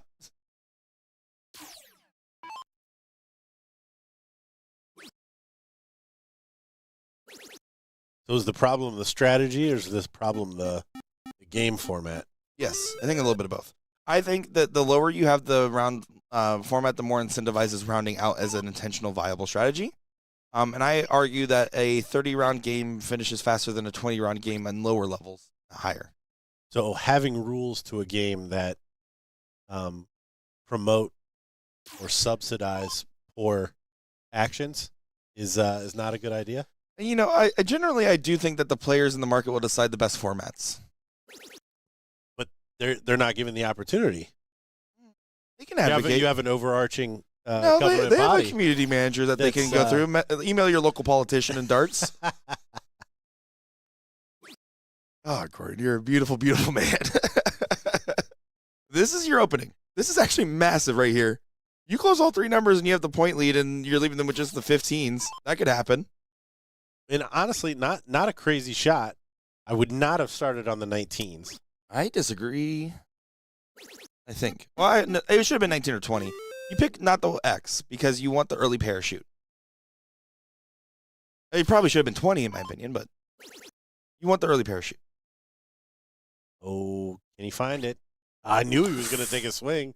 Now He's been shooting it that whole single, time. Single, double. You take 4 to 3 on the Bulls from this position every single time. Do not throw a dart at that 15 unless you miss.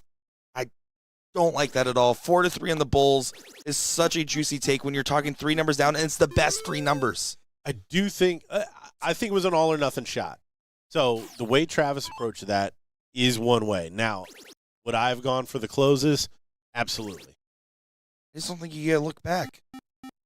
Again, right here, I'm single, double. And if you want the early parachute, you can start with the double, or well, the 20, not necessarily double. Let me not grind Gordon's gears too much today. And now he's going to parachute back. This time, not going to be able to find the stable landing. Well, this is going to feel frustrating. But on the bright side, if you practice your fallouts, the bowls can be very interesting still.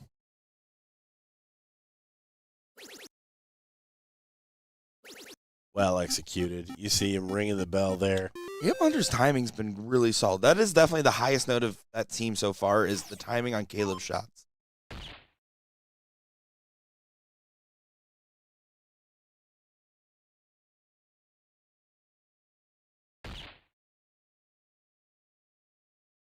Only 2 bulls for Travis.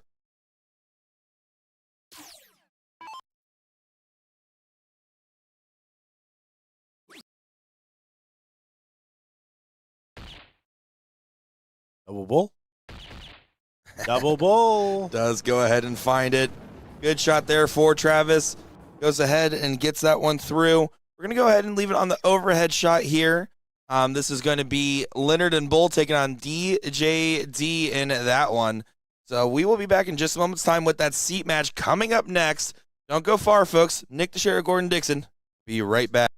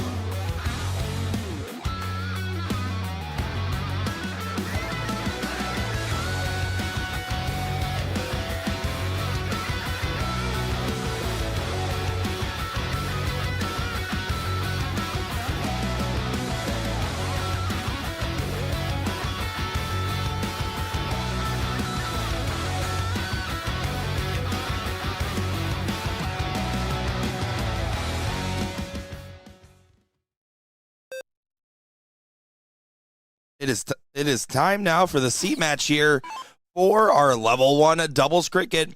Blink and you miss it. We've only are in round now 2, and seems one-way traffic early on in this one for our team that is favored here. Vera taking on H&H. How you doing, Gordon? Well, if this keeps up, we're going to have another lull for the next match. These guys are flying. They certainly are. Finally, only a 2 mark from Ram.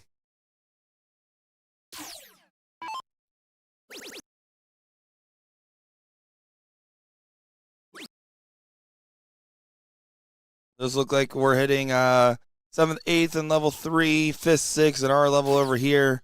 Level 1, level 2, currently hitting 7th, 8th as well. So absolutely grooving and cruising along here. Some great stuff to see across these different brackets. Should be about time for the staff to be fed. We'll have a little lunch break here. I think that was more of a demand than a question. That is intense. Get this man a fajita salad. Let's look at this a little bit closer, right? We've already talked about Ram. We know what Ram can do.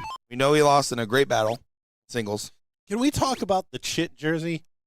Okay, yes, there you go. Perfect. Go ahead, please. Can you enlighten chat a little bit? Because I know I've seen one bit of it, the black purse one, and that was about that was about it. So no, I mean I don't know much more than the character that he's got now. The black purse one is kind of what everybody knows him for, but they've been around for long before that character had. It does remind me of like the Whitest Kids You Know style of humor a little bit.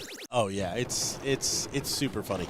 That is worth when the stream's all over for today. That's worth a Google for everyone. All right, there you go. It's called Chit Chat, you said? I didn't say that. I don't know what it's called. I think it's what it says on the back. I'm basing it off that. Yeah, but if you just look up chit sketches or something along those lines, you'll definitely you'll find your way to some very dry humor.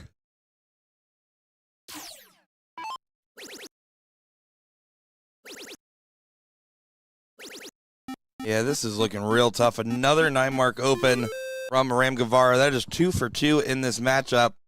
He was having some inconsistencies when we saw him in round 2 against Leonard. Not the case here. This is getting more and more class. Talk about players. Andrew and Caleb scrapping along here. I talked to Andrew briefly out there, and he's like, honestly, this is the last second pairing. Like, we got paired up, like he said, either, I think yesterday. So last second pairing, I said, well, frankly, last second pairing, and you're already guaranteed a 3rd place position. No matter what happens here, you should be playing on house money. James Green got us covered. Jay Renshaw. Where you can find the chit skit. Yeah, it's something like that, right? James Green, he always knows what's going on. Oh, not able to get the second 9-mark in a row.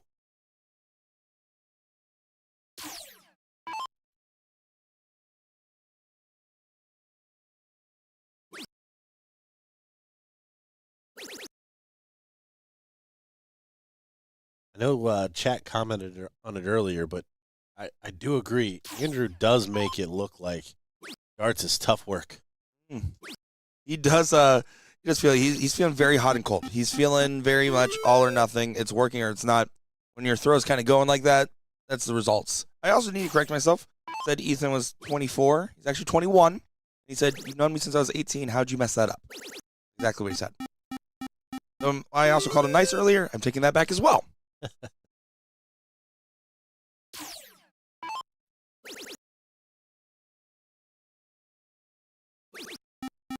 And that looks like a bowling ball drilling a strike. Go ahead and find it there. Leaves an opportunity for Andrew, but he's checking with his partner. I don't mind this at all, especially with, again, last second pairings, but should be trip to 16. If you want the go assign, you can try to steal all the bases, but no matter what, it starts with a trip 16. And now you stay.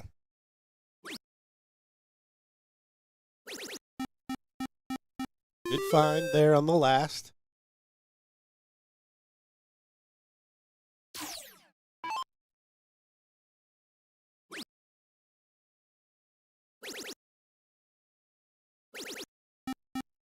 continuing to play aggressively. We've seen all weekend thus far.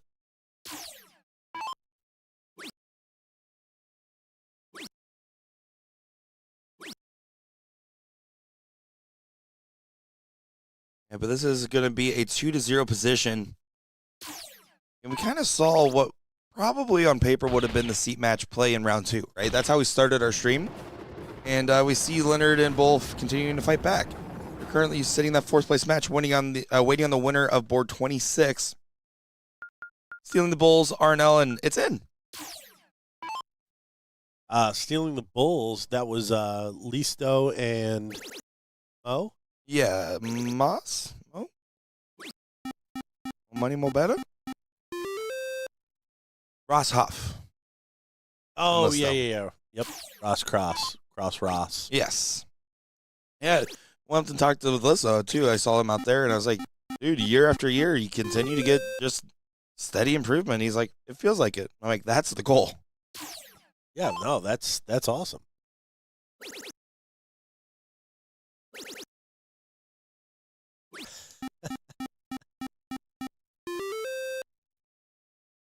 Dan, it may be Uncle Jesse from Dukes of Hazzard. Certainly has the outfit on. Never seen it, but that's the legend Pat Cook, I can tell you that much. That man is known for being in the backgrounds of live streams. I think he's famous for that.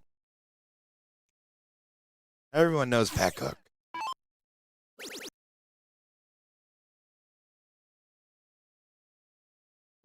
The big moment doesn't get capitalized on. Try to take the chip shot. Big chip shot missed. Oh, that is in fact Jesse Duke. Yes. No, never mind. That's not Pat Cook. Yeah, the big chip shot doesn't go. Ram could have punched it a lot more than he did. He played aggressive on that shot. Tries to go for the close behind with the 2-house advantage. Honeyut here, single 17 and then trip 20s is the play. He misses, now switches to the trip 20s. And does convert on the last. At least Ethan is shy here for a 9. But this is so far the best position H&H have found themselves in this matchup. It won't be the 9. Still played it aggressive. Tried to close that 20.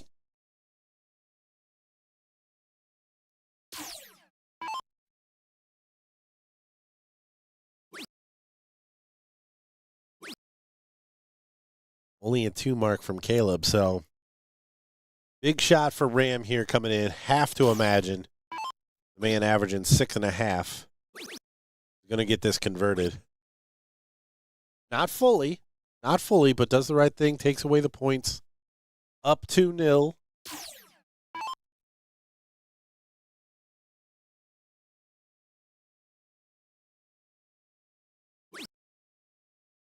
Drew does not go for the close up and score. Goes for a new playground.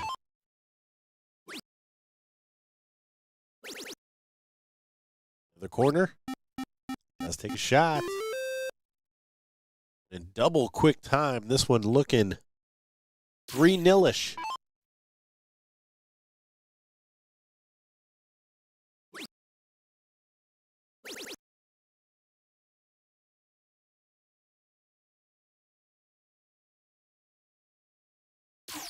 Battling a little bit of a cold. I'm thinking all the hotel has is Advil PM. So if I take the Advil PM and then I just drink a bunch of energy drinks, the 200 milligram caffeine, and just have that battle in my system all day. Is it like make your own Quaalude? Is that what you're going for here, brother? Maybe I can take my uppers and my downers all at the same time. Any hotel that sells cough drops is a big win for me.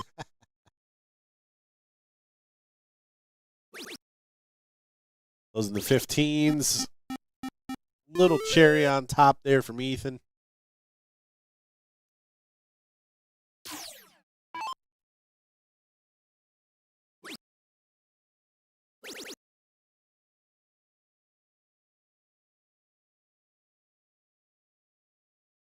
I look just out of frustration. The 3 bulls take the king seat. There it is. Vera. Your winner's here. And we're going to go ahead and right now, this is the 5th, 6th matchup. Stealing the Bulls RNL taking on It's In. Currently leg number 1. They're just getting away. And then after that, we will go ahead and have the rest of the matches in the bullpen, the 4th, 3rd, and finals of level 1. And we'll try to go ahead, and if something else pops up, we'll try to fill in the space a little bit here. But folks, viewership has been great. You guys have been amazing. Our next match is up in just a moment. Like I said, Leonard Gates and Joe Mixon will be playing the winner of this matchup. Don't go far. Nick Teixeira, Gordon Dixon. We'll be right back.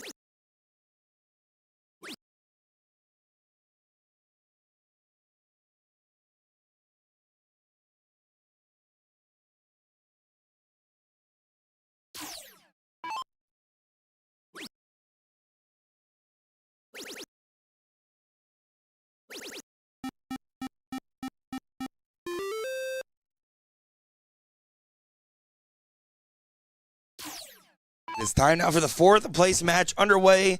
We're seeing Leonard and Bull taking on It's in this matchup here. Looking forward to seeing how this one will play out. It's definitely struggled in their top 4 matchup in a 3-0 loss to Vera. And Leonard and Bull, a rough team to see at this point in the bracket because of their early round matchup with Vera. It should be very interesting to see how it develops, to see who will go play H&H in that 3rd place match. Gordon, give us your professional analysis. Well, it all comes down to how the reaction from Mo and Reyes are going to be to Gates and Mixon. Obviously, the firepower that we saw from Gates and Mixon wasn't sustained enough to beat Vera, but it was a pretty high level. So can Mo and Reyes step up to kind of match them to make it back to that final? So far, the answer is I think they stepped up a little bit from earlier, but it's not enough to keep up with combined 11.83. Yeah, they were always going to be a handful. Plus, they're also fighting against the fact that they're not Vera. So Mixon and Gates are going to be a little bit settled down, a little bit more than we may see them in the final. Yeah, I will say, Joe, I ran into him briefly out there, and he seems particularly fired up as he goes ahead and just absolutely nails that beautiful shot right there. Beautiful 7. Trip, and a double bull. That'll play. Leg number 1 likely going to Leonard and Bull. Again, it is just a race to 2 on the loser side of the bracket here.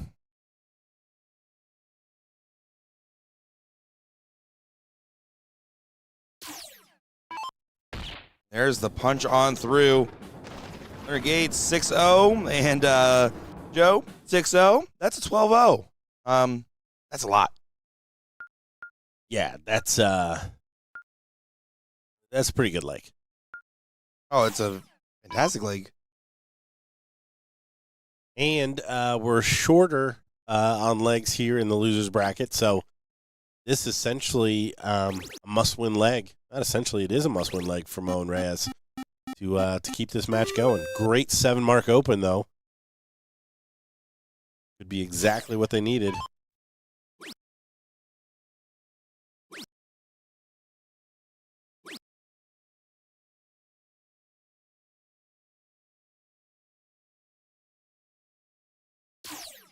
Well, going to handle this reset.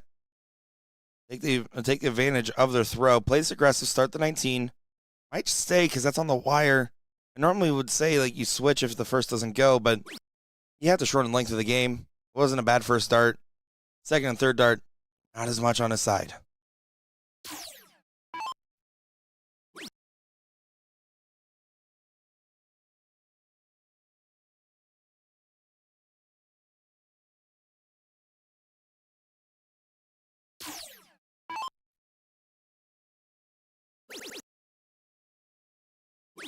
Yeah, good shooting here. Doesn't keep up the 7-0, but job done. 7-5 start with not a whole lot coming back at him.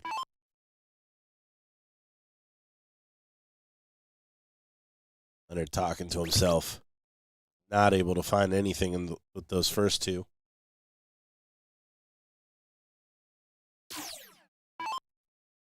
This should be a play for 17, then 18.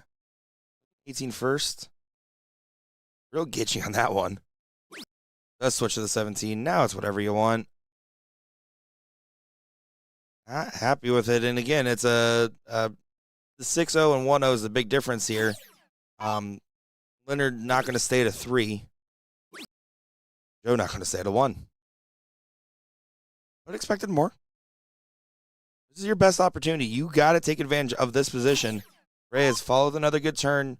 Find a big trip on the points, a big trip on the close. Yeah, that was the right shot in this position. Just did not collect.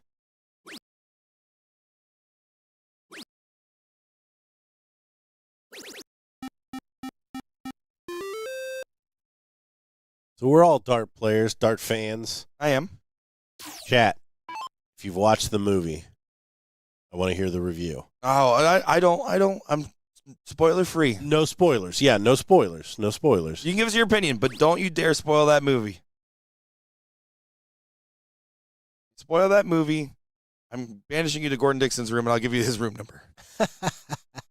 Oh, no. You do not want to be in Gordon Dixon's room. I think it smells in the stream room. Oof. Little gamey. We haven't had too much barbecue yet. We're fine. That's also true. I don't know what chamomile smells on the other end, but it can't be any worse than than a brisket. Editor Nick, do not clip that.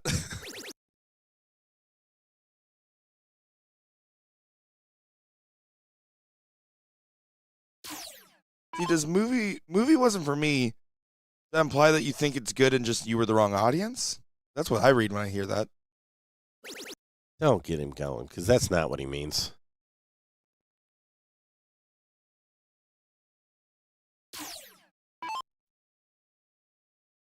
Am I too glass half full for you today?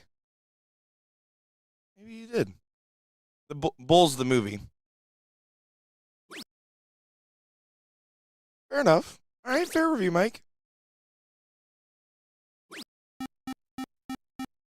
Once again, an opportunity there. Tries to get the 18 close. It would have been a big hit. Yeah, definitely not the position that that they would want to be in this leg, especially after how it started. And now they've left themselves a lot of work to do to regather their former position. But this is a great start. Does find the 7 mark, so 23-point deficit for Leonard as he comes back to the board. Hitting looks like 5th, 6th right now in level 3. We're in 4th place in level 2, and 7th, 8th in level 4. We're rolling here, Gordon. It's 1:36. Trips doesn't even start till 5. Come sign up. Maybe I don't need drugs to get through the day. Maybe I can just go rest. Exactly. That was the right reaction. I believe me and my stained shirt have to do some on-camera interview. I think if there's someone here that wants to play trips with you, it's Mama Lizac. So oh my gosh! I should tell her that you might be free. Well, then I can fix it with whiskey. That's true. And Leonard and Bull starting to get in front of the position here. No shot available, even with perfection, to close with the point advantage. And Reyes, I mean, again, he has the ability to be a really good A. It's just there's errors of inconsistency that have really been plaguing him at times. I don't know if that's happening off stream as well or not. Unfortunately, right now, the other side just partner throwing a 1.8, not enough. You got a 4.83 and a 4.2 on a Leonard Gates-led team. That was a good case scenario compared to the 12-0 from Leg 1.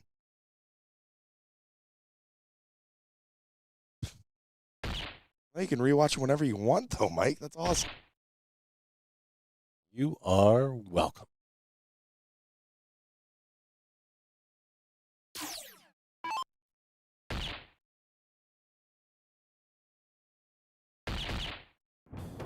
There you go. That's a 2-0 win. Coming up next on our stream, Leonard and Bull taking on H&H, already called up for 3rd place, and then we'll go right to the finals.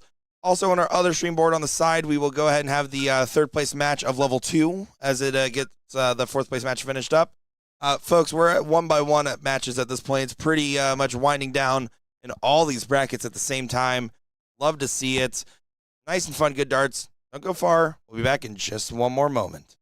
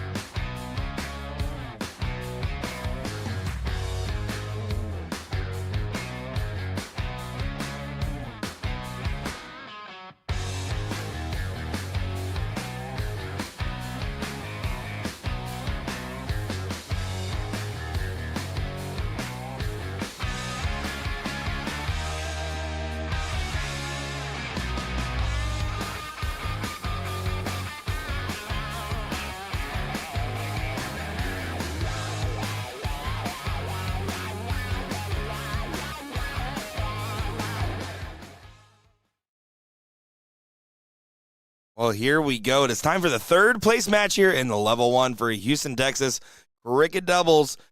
And we got a good one here with Andrew Honeycutt and Caleb Hunter taking on Leonard Gates and Joe Mixon, and what should be a good matchup here. We've seen the right stuff out of Leonard and Bull, although admittedly that second leg was not as inspiring.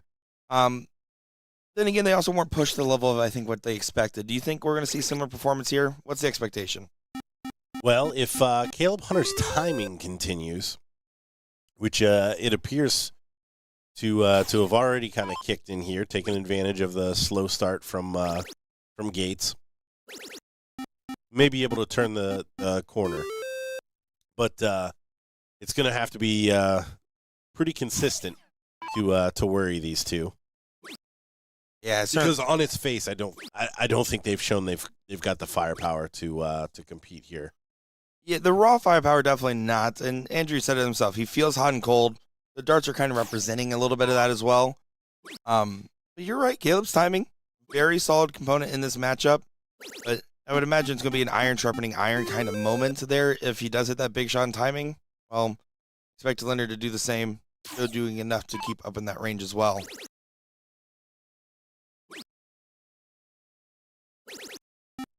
Stay straight. 6-7. Caleb's opening two shots. Sorry. That was You're a child.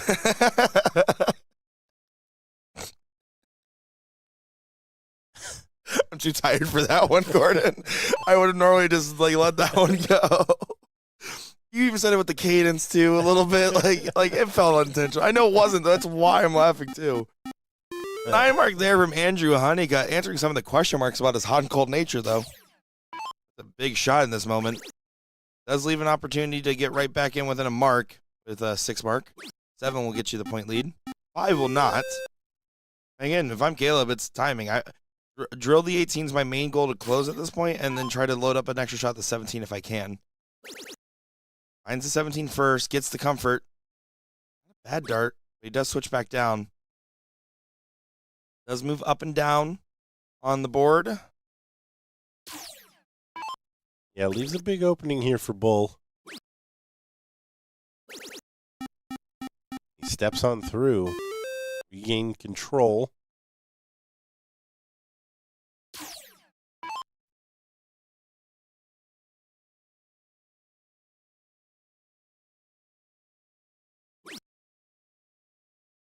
Honeycutt only going to come away with 1. That probably going to turn the tide yet again. There's the stab after the hanger. Now going back up. Good shot selection there from Leonard. Didn't like the position. Took advantage on the cover. Hit what he needed, and then could take the risky stay at the point, which is not so risky when you get all the other stuff done. This timing. Oh, he doesn't convert on the 9 mark. It is a challenge. It's saying hit a 6 on the corners. If you hit the 6, you win the leg. If you don't, maybe. Look at the shot selection from Bull. Yep, that's the shot. That was the gamble. You flipped that coin. You knew the reality. I don't mind what Caleb did, and I love what Joe did.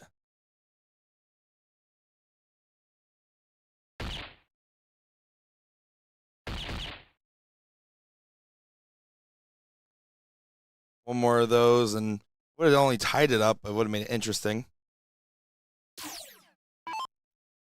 15 pushes, but going to go right at it. Good spot. Uh-oh. Yeah, there you go. Does do the switch. But still has a finish here. Yeah. What timing this would be. Oh, he doesn't find it. Does find the treble 15, so 2 bulls. For Bull. For Bull.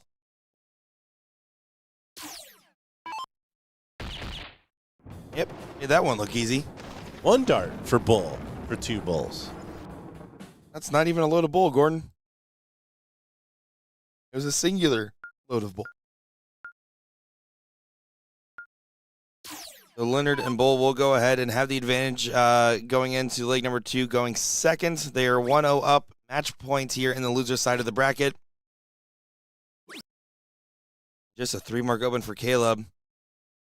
Leonard going to be giddy at the opportunity. Let's see how well he converts on said opportunity.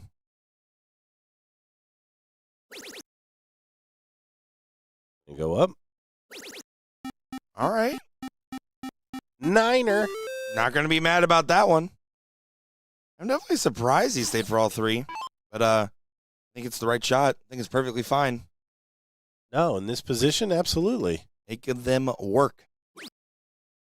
I hit a bunch of triples. You got to hit a bunch of triples. I will not. Don't make me. Uh-oh. Uh-oh. Back-to-back Niners. Uh-oh. So good run for H&H today. Honestly, this is a tough position.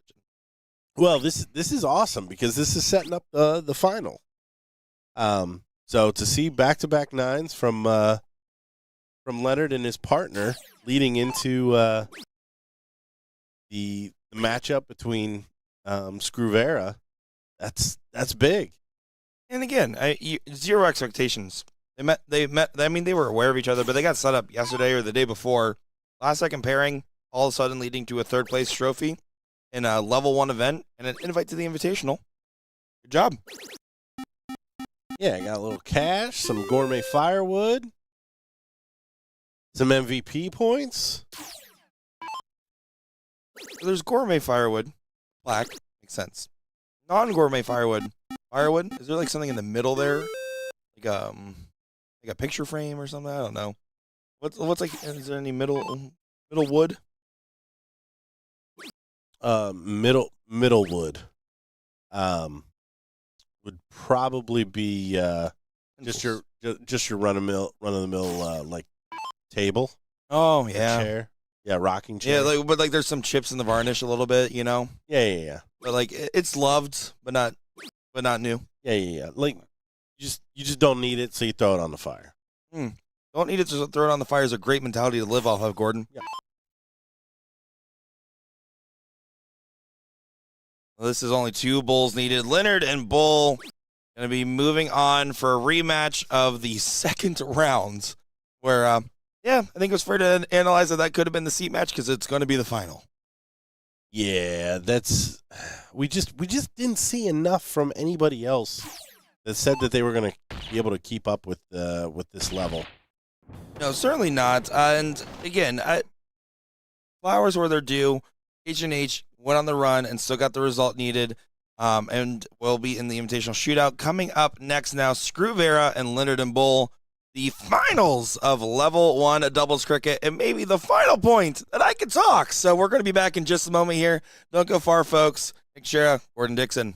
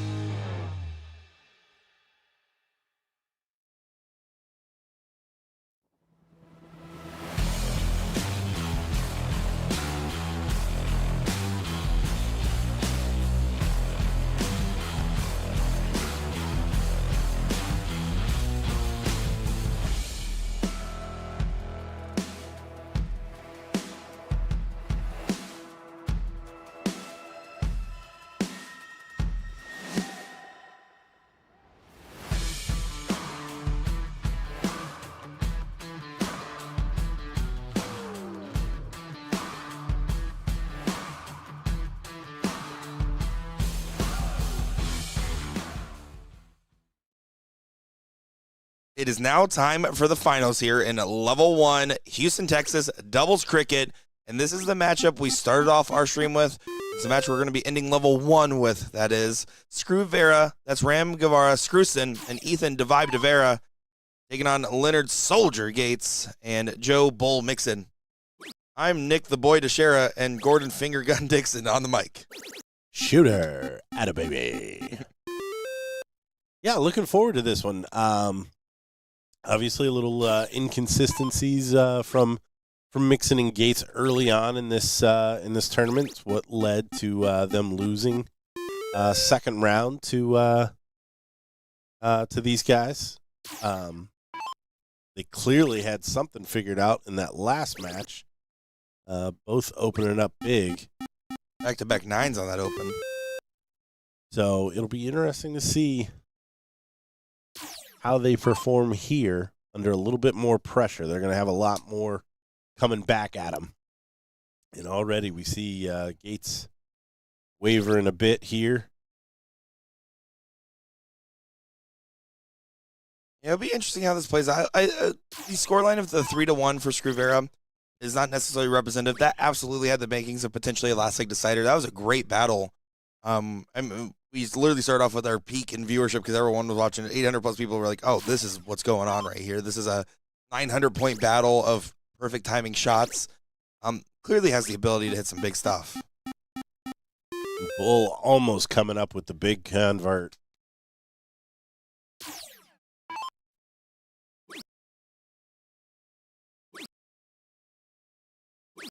Get the single.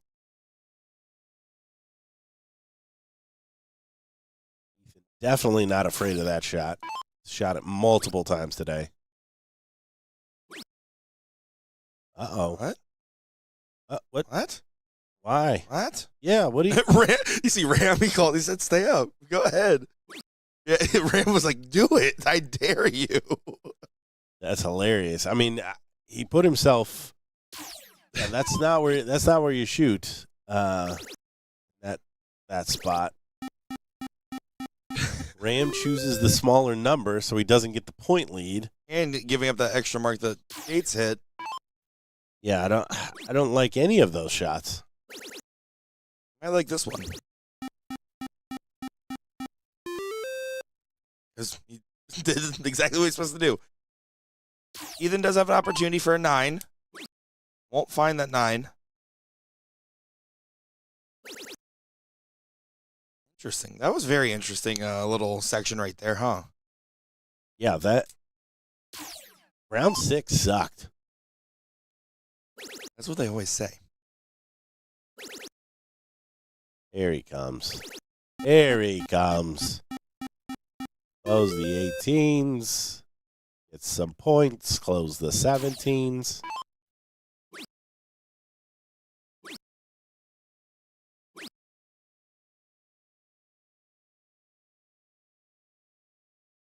This one looking like Leonard and Bull may be one away from taking the first set straight away. Good last from Bull. Great leg from Bull.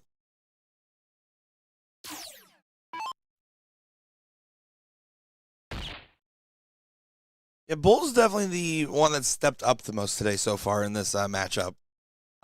We saw, obviously, Leonard and Ram have some very slow starts where Bull and Ethan were joking about it a little bit. But to be completely honest, the progress there for Bull is making a big difference overall. See Leonard nodding with approval with that one. Got a delivery. Is it food or drugs? I don't believe we have any drugs left. I took them all, and I'm ready for this second leg of the matchup. ASMR for everybody involved there. Coming up after the level 1 finals will be the level 2 finals, by the way, folks. And then if timing permits it, who knows? Level 3 finals? Maybe. Or level 4. Purity hitting you hard today. It's about time. Serious. The worst part about Will's post is the amount of people said, "You really don't have like a singular back hair, like at all. Like we don't want you to have a bunch, but like any."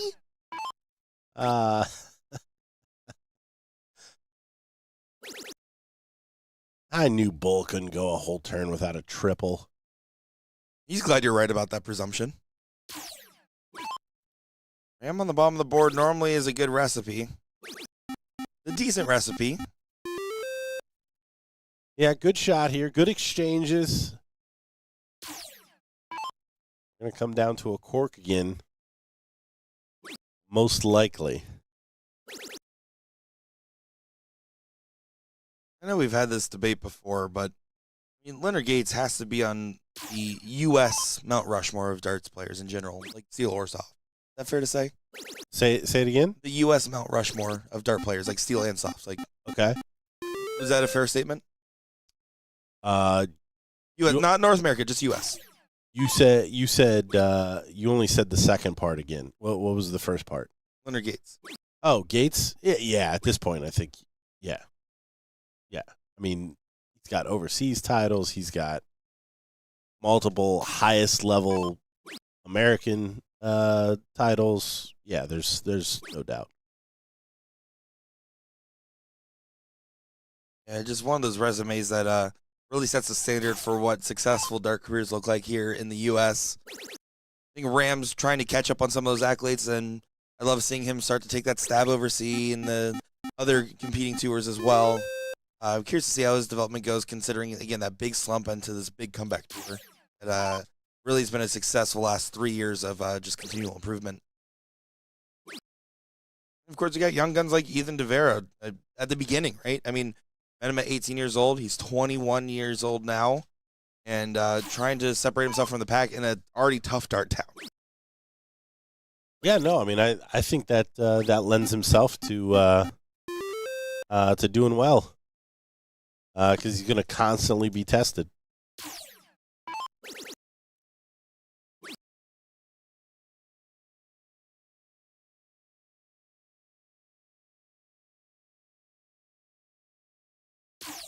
Down 99. Fishing for a 7. Here, fishy, fishy, fishy. One more. Doesn't get it. Ball's off the hook. Yeah, that short arm just continues to plague him on those third darts. This will be a good opportunity. Well, the vibe, you got to find at least a single. He does go ahead and angrily hit that trip 20 once again. That dart looked like it was going to go there no matter if it was flying that direction or not. He was going to make that happen out of pure force of will.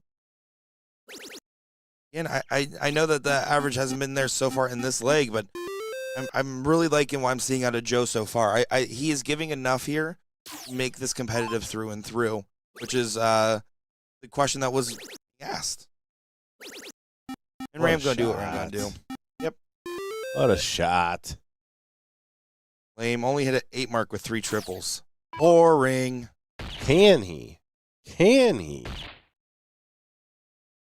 defeat Leonard Gates in a cork, though? That's the question. Probably a dance-off. Leonard's the most offbeat, beloved dancer I've ever seen in my life.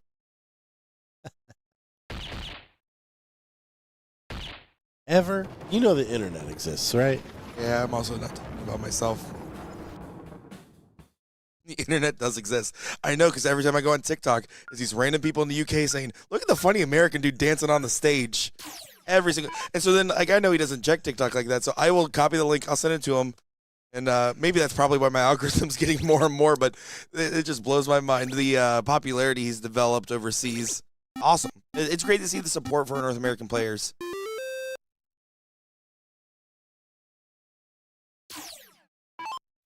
Oh, that is a fun element. Seeing how people come out and watch Stowe's practice. Yeah, that's fun. But no, I don't understand those people in general. I don't think that element of darts is ever going to catch on here. Like, we don't dance before the touchdown. We dance after. We dance after. So like that whole, like, you get up on stage. You still might get a penalty for it. Dance initially. Like, I don't think we understand that, and rightfully so. Big 9 there from Ethan, by the way. Trying to set up for a potential break. I mean, this is still a 6-mark ask for Leonard.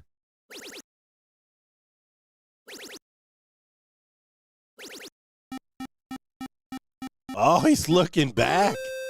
Looking back. I love it. He's getting a little saucy with the kid. I mean, we've seen Ethan and Leonard do well in doubles in other event circuits, so for them to have a little bit of camaraderie, not surprising. Back to your point about dancing culture and everything else. I mean, of course the culture is going to be fundamentally different here. I mean, you go to a Japanese dart tournament, it's a very different culture. The South Koreans have their own culture for it. Spain has their own culture for it. Every one of these places has their own. It's about defining the identity of your darts players and then showing how they represent themselves in the international market. It really makes a difference. Going for another 9er. It wasn't aiming for a miss. This is good stuff. Great stuff. And another class shot there. 8.33. Leonard Gates. Vera at a 8-0, a 5-0, 6-0. No one's doing bad, and Ram there just hit a triple and 2 bulls and lowered his average to a 4.67.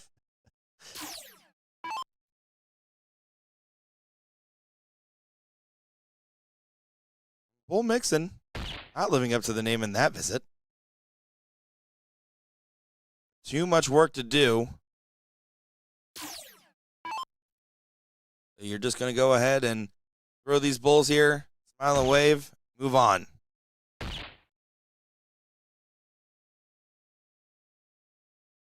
Curious what Pat Cook's thinking?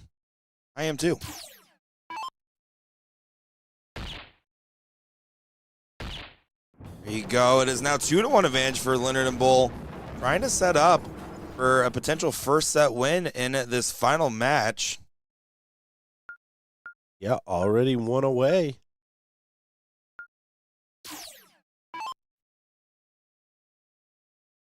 And really, I mean, everyone's showing pretty strong performance. No real signs of weakness. This is going to continue to get better. As we start off with a 9 mark there. Scrooston making it look easy. How about that? Over under 8 marks. Take the over. Because of course it's going to be back-to-back 9s. Great open. What can the kid do here? 21 years old and acts like it. Just kidding, Ethan. Does go ahead and find the trip 20.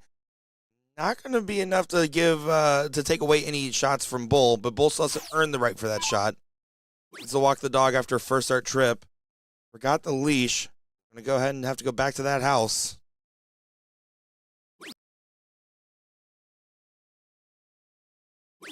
Oh, tries to find the angle.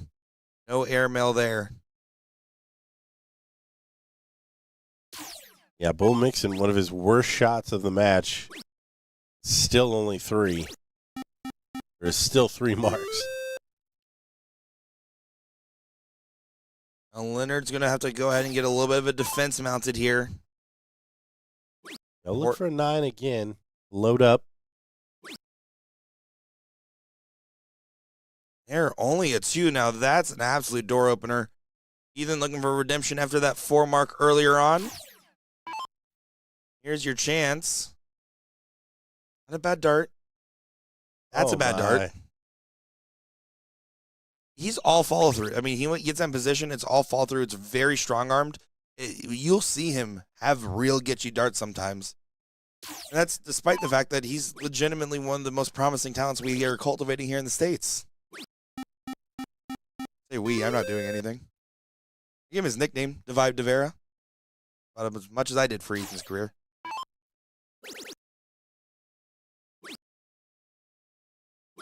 Oh, he tried to ride the dart in. Good spot.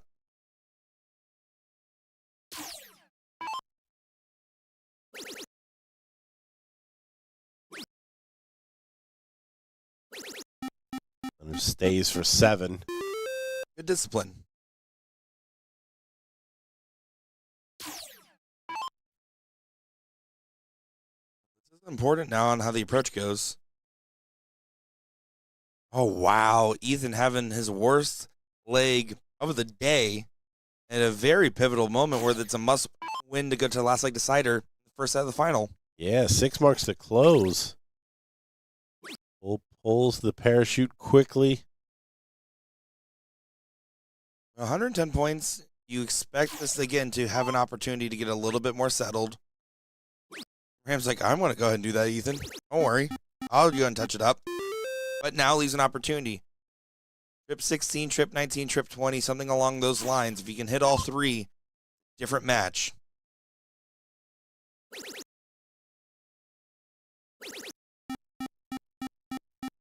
Mark follow.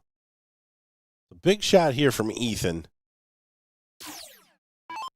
Both in this leg and I think just for his confidence.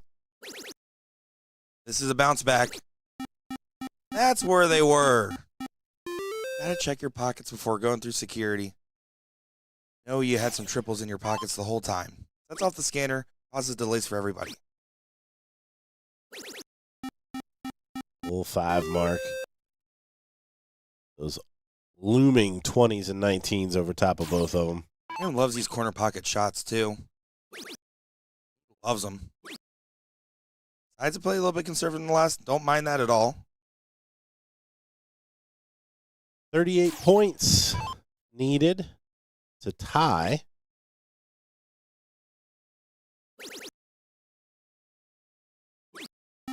Vera will not get the point lead, so Ethan, the man who's been struggling, just found a big 9 to kind of recover.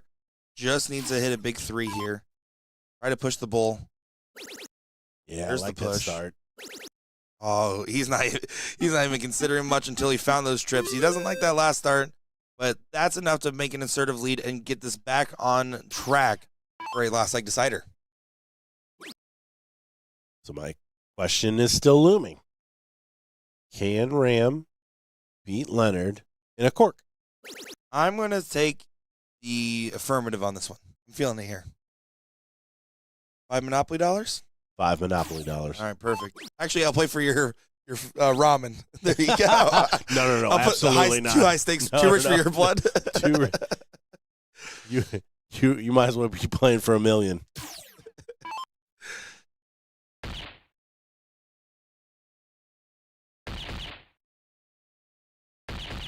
Oh, good finds. Beautiful. Good finds. It's enough where if you get bull miss, all of a sudden you get 1 game shot. Yeah, I wouldn't be surprised if he trips the 20 again start. Goes right at it. And only needs it in 2. Last league decider. Screw Vera holding the seat. Can they hold on tight? Or will Gordon's prophecy come true?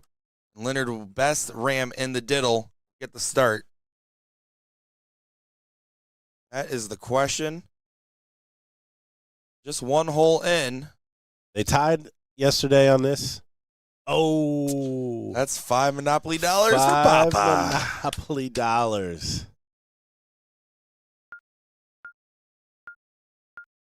Someone been keeping track across all these streams because we've bet a lot of Monopoly dollars. It's true. Here we go. Now you won the cork. Ram has done pretty well, consistently starting off with 7s and 9s. Not going to be either one of those. It is a 5. What That was last. a big last.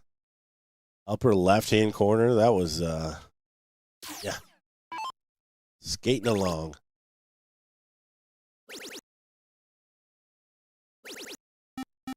Nine mark open for Gates. Gator ain't playing. That's exactly what you have to do. That's why it's the best worst open. 2 trip 19s, 17-point lead, able to close to 20. Now all of a sudden you're answering the other direction. And that's an aggressive play from the man that's been struggling on the board. I know he likes that play style. Not the time to do it. Call it. Graham, I am so glad you said that because you're absolutely right. That is another upgrade. We were talking about upgrades to the formats. Alternating start should be the next one.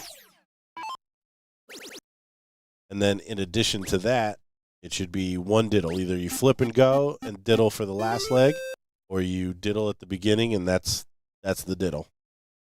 Especially in our elite levels, I'm definitely more inclined to agree there. Oh, look at the big shoulder. The bowling finish with the leg swing. A little bit of a redemption turn for Divide. Oh, that's crisscrossed. I don't even think there's any applesauce left. I always put cinnamon sugar on mine, and he's going to have to put some on this. At least some spice on it. Maybe even some heat. Honestly, I don't necessarily hate the cover shot here. That was a tough angle. Yeah, you had to throw for an open bed. That made sense. I think it paid off fairly well. Now you have the insurance policy. You go up there, you bet the number for your ram, and then hope to live clean, live large. Everyone's throwing well right now. Actually, Ram's the low man on the board. You don't say that very much. You don't say it by over a mark and almost a half now either. Everyone's in the sixes. Rams 4, 6, 7.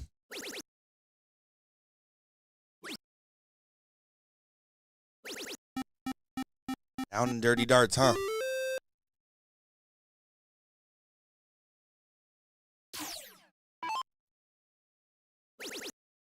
And 6-0 average here. Wanted to preview extra, right? Not able to come up above that. But how about Bull mixing? Filling in the holes exactly where Yates needs him here.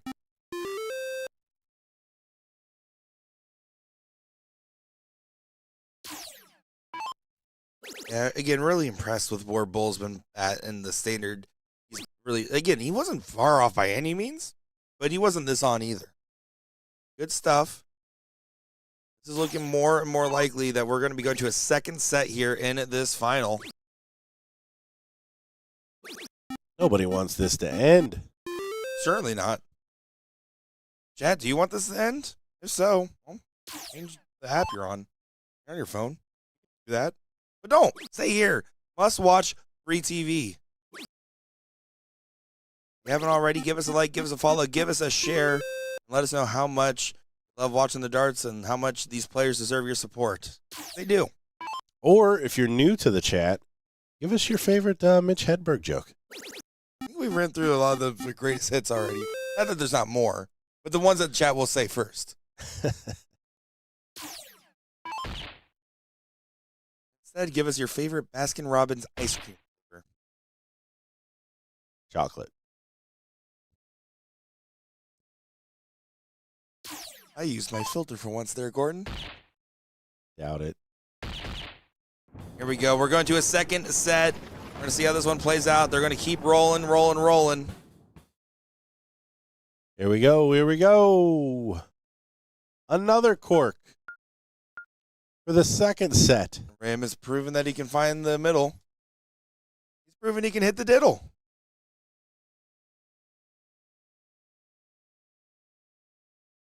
Soldier and Vixen winning. Going second.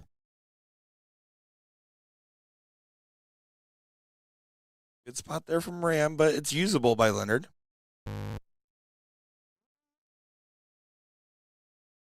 Yeah. All tied up. That's tied up. He throws this one high. Oh, that was the right line. Yep. I think that one's 2 out of the Bull. What a diddle. That's a lot out of the Bull. And here we go. It was a good back and forth battle there on the Bull. It's the final set, and it's, of course, the two men that we saw duking it out in singles in dramatic fashion, doing it once again. Ethan Divera having moments of brilliance and moments of struggles. Joe seems to be rising to the occasion. What will happen here? I think it's still any man's game. I think the only winners right now we can call is us. get to hear Gordon Dixon talk about darts. Sometimes. There's a niner. Ram showing his prowess on the bottom of the board. I remember it was like 3 years ago on the CSC, and like Ram was still on his comeback tour, not over a 5 average yet, like trying to work after recovering from dartitis for so long. And he started going on the run. He played Leonard in the 3rd place match, and I said, "Is this the battle for the best in Houston?" Like I don't know if that you can call it that or not. And he goes, and he has a good match, but Leonard comes out on top.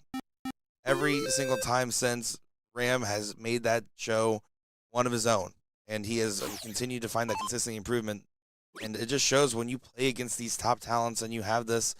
The fact is, you're not going to argue against Leonard being one of the best in North America, let alone Houston. The fact that Ram's now asking that question and it's starting to become more and more of a debate, fascinating. It's great.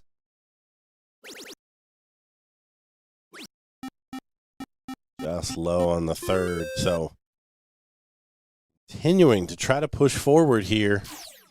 Losing the cork.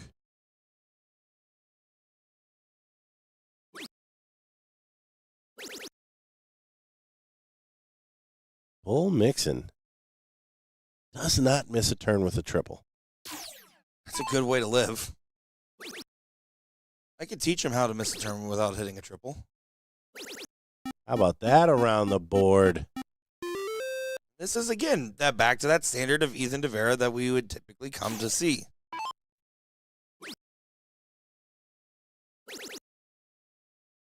Yes, if you're just joining us, this is the finals of Level 1 doubles cricket today. This is a matchup that we saw very early on in the day, 2nd round. Great shot again by Ram Guevara. First place here in doubles cricket, 700 bones, 350. 2nd place here. A lot of bones.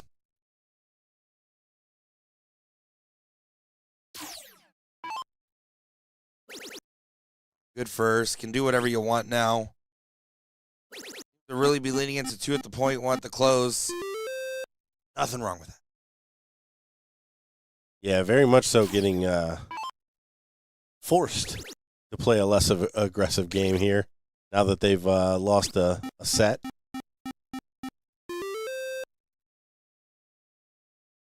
Just to remind everyone, this is best of 5 still.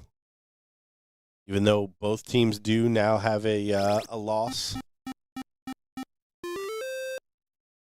In the BullShooter, we do not regress to the 1-loss format. Make a wish, Gordon. 777 viewers across all 5 platforms at the very second. Hey.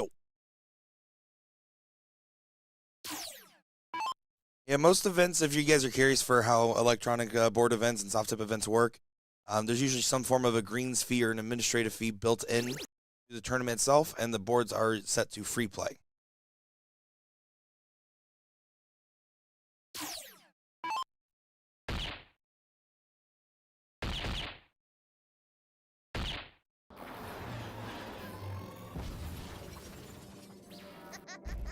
Good hat trick there.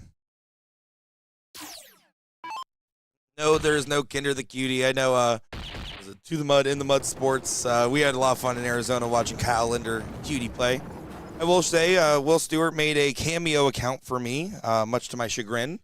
And that was one asked to be submitted, was one for Cutie Linder. So, shout out once again. But no. Instead of Kyle Linder, you have to settle for Leonard Gates, Ram Gavar, Joe Mixon, and Ethan Divera.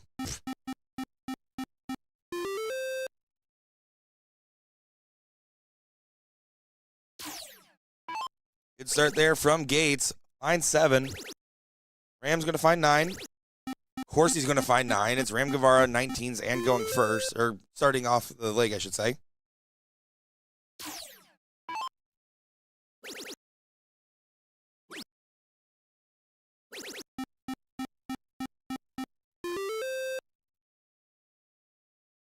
Seven. Leonard and Bull. We go 9-9.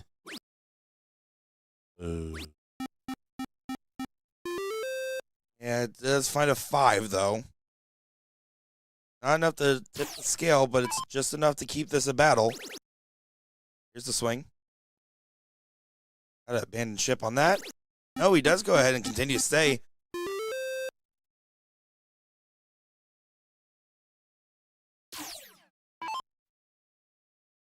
Ram. Rusty 17s. 4. Looking likely right now that if Joe can clean this up, it'll be leaning more and more in the direction of your team going first here.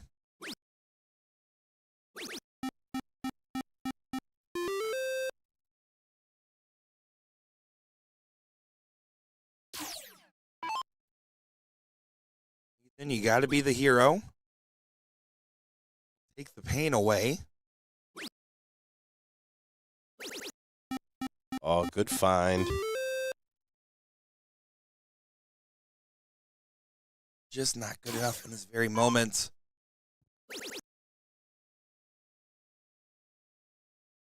Don't like that. Don't like any of that. Don't like that. I mean, the first art is fine, trip 20. Then I don't like anything that happened after. Ram do here. He wants to punish that. He's going to punish that. 20. Big shot there from Ram Gavar Jr. That's what you do when someone starts playing shenanigans. You go, you take your dart, and you throw it right where it hurts. Bull tried to hit the recovery shot. Doesn't find it. And now Ethan, you can see him. He's trying to settle right now. Wants to find the treble so he gets a swing. Not going to happen. Only 2. You see the wry smile as he goes up there to retrieve. And Leonard Gates may get away with it. You have to imagine he's going to come off that shot. He's going to say, oh, maybe not. Indecision leaking in there. He stayed on the 19 earlier when he had a similar type of shot. And that 18, again, it was right below the line there. I don't know. I could have gone either way. Ram now gets an opportunity once again to be the hero. Oh, he stays up there. That time tease, yeah. Interesting. Very surprised by that. Is Joe punish? He gets a dart. But this time he stays. Done trading the fun shots? Oh. Short-armed it. Still, that last art does help quite a lot. Well, 48 points. It's always funny how this math works out.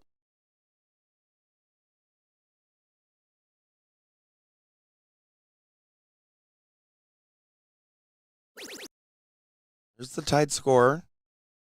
You should stay for one more. You're only taking one dart at the 18. You're only taking one.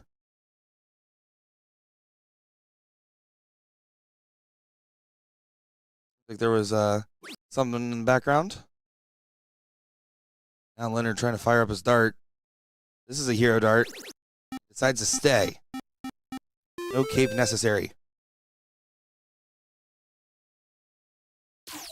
Or we'll give him the shot, but what we've seen from Ram, 50-50 chance on whether he shoots it, and that was wild. Yeah, that didn't look right. That really didn't look right. That was wild.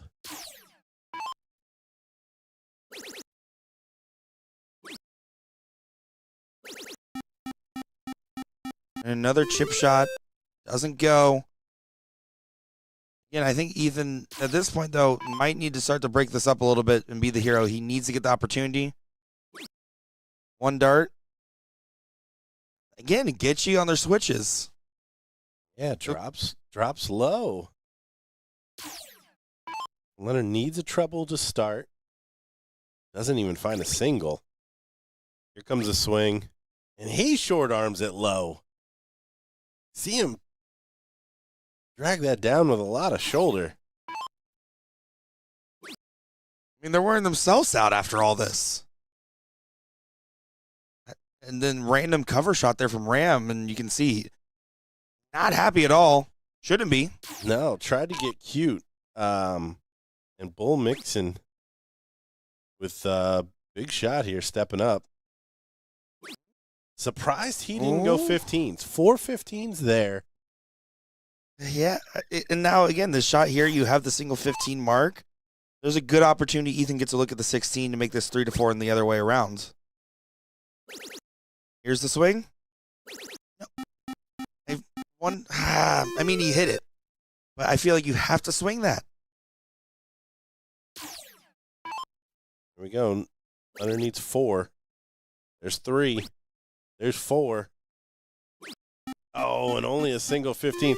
How many hero shots are we going to get in one leg? How many hero shots that don't convert from these pros in one leg is the bigger question. 2 shots at 16s. Hey, Stan. Wow. Wow. Yeah. Wow. This is Bull's moment.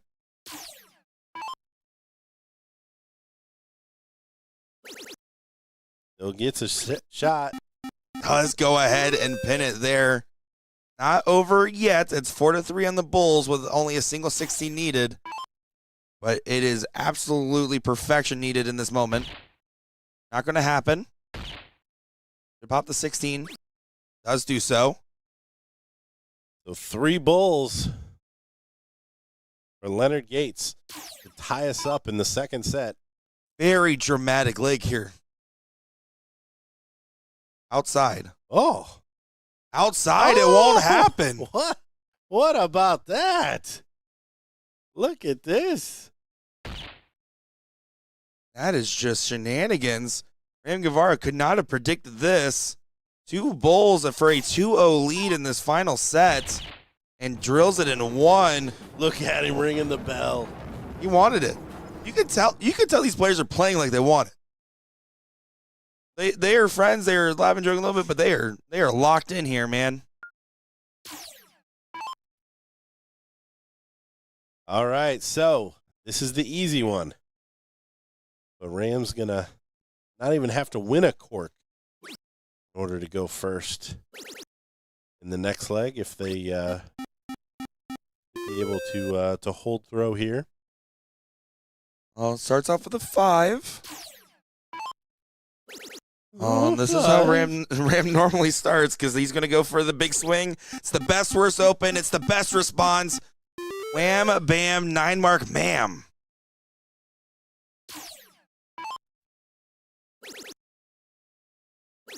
Here comes Bull. And he answers with a 9 mark. Big shot. Ram giving him the settle down. I love that. Oh, bad spot for Ethan.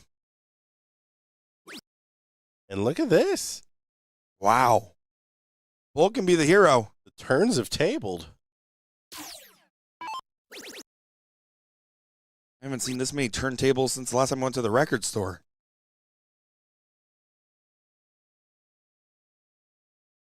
Who's third from Leonard, though?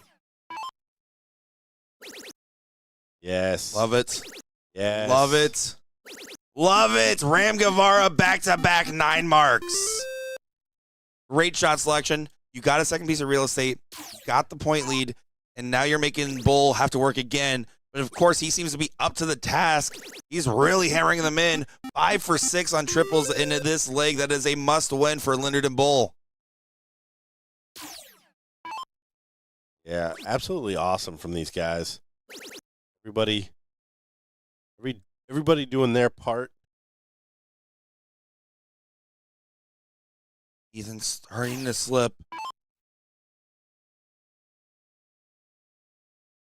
The 18. Let's stay for 4. Ram is at 9 so far. That's what's asked here. 2 trips gets you a shot at the 18 with the point lead.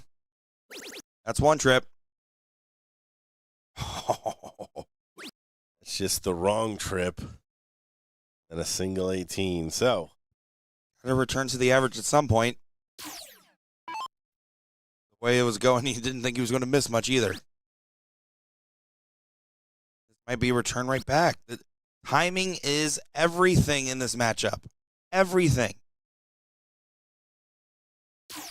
Ethan to the board. Lowest average between all four of these competitors. Find another treble 19. See, when it's good, it is good. That's fact. Good. Leonard spraying them. So big shot here. Big opportunity for Ram to really start to run away here in this leg. Does just that. The 2 to close. Another 57 big ones. Yeah, screw Vera doing a great job of getting back into the mix, but Bull mixing, man. Oh, and that was nothing wrong with that last start either. No, we're going to... Hats off to him, though. I mean, really rising to the performance. Already had pretty high expectations. He's exceeding that. Good on him. What was his singles average? Did he play last night? Let's find out. If only we knew a guy that worked at Iraq. Serious. He did not play singles. How dare he? Yeah. Silly rabbit. Tricks are for kids. 3 bulls for the title. Three bulls for the title. 6 bulls to annoy Screwera. That would annoy Screwera. I mean, what a match. What a performance. What a good back and forth. Great stuff and some Ram Gavar revenge. Ethan Divera. Ram Gavar and Ethan Divera, excuse me, coming through. Good stuff indeed. Immediately shows the respect to the opponents there. And again, Joe makes an MVP in that one for me, though. I loved every bit of what he provided there. I know it sounds like we're glazing a little bit. I mean, it's true. Like the timing, the execution, it was class. No, absolutely awesome level 1 final there. See our king seat holders come all the way through. And we are going to circle back around and start picking up our other levels here, as most of them are in the late stages. Yep, we were going to begin that level 2 final. Fight Club taking on Greg and Derek, and they were watching the background. We will see them in just a moment. We will try our best to get level 3 and or level 4 as well, depending on timing. In the meantime, I'm Nick Shura, joined by Gordon Dixon. We're going to hydrate, have some lozenges, and see you in a minute.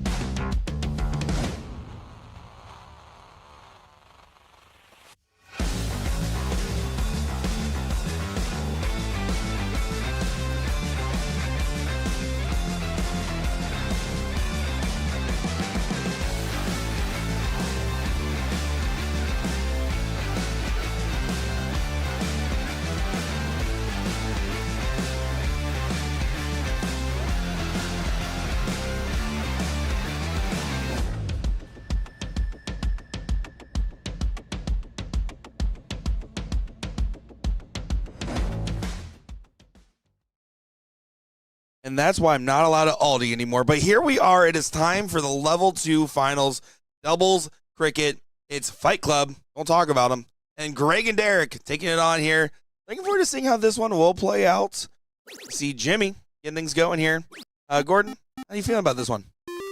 I don't know any of these people. At least he's honest. It's Greg Garcia and Derek Thompson on one team. And on the other team here, hold on, dramatic drum roll, please. Fight Club is going to be Quintus Holman and Jimmy Avery in this one. See, you don't know any of these people either. I know them so well that I actually forgot their name because I just know their souls. Well, one thing we can say is anybody at the business end here of level 2 is well on their way to reaching the next heights of darts. This is the proving ground.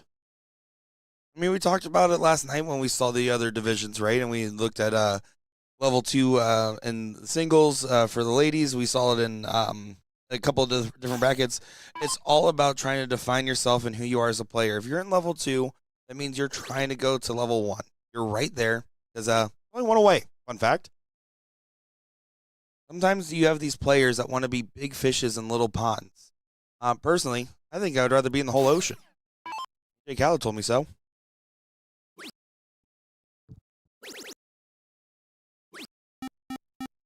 Now, who's our king seed holders here? Greg and Derek. D-Rack.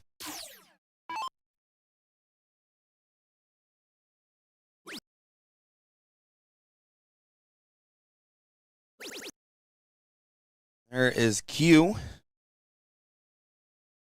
Let me tell you, we haven't had to adjust the camera once today. That is a tall dart player right there.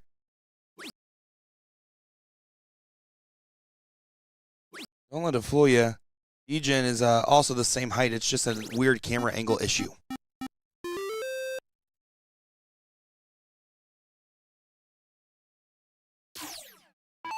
Jimmy should be on cleanup duty. 217s. Gets the big trip. Doesn't swing for the 217s and then swings for a last start. A little bit more discipline. Ask yourself the goal of the turn. I'm okay with you starting with a trip 19. But if you hit that trip 19 the first start, you got 2 darts in hand for 2 singles to have a 2-number advantage. Now you're instead giving them an opportunity to find some love on that triple. And they find 6. Big shot there from Derek.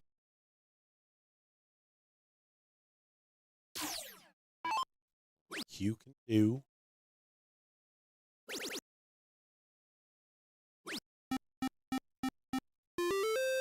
$80 points. Great shot there. Trying to maintain value of throw here.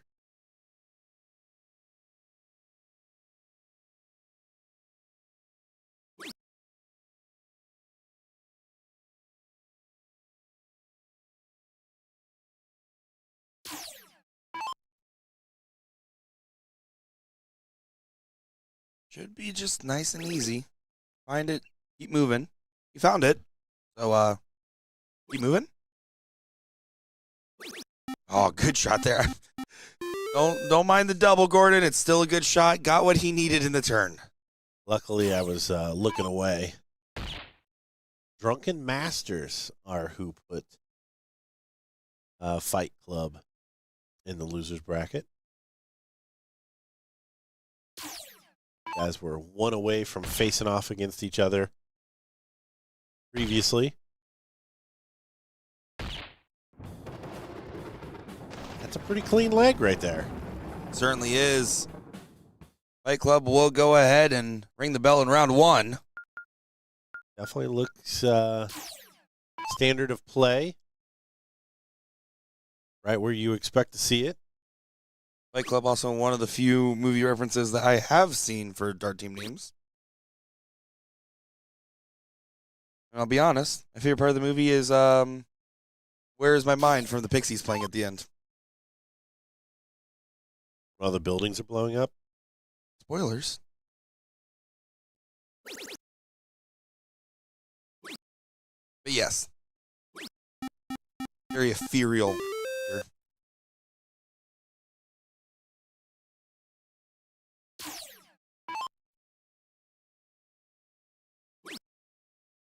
But Greg and Derek start finding some troubles. That's a good shot.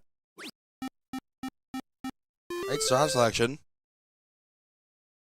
course, always want a little bit more on the turn.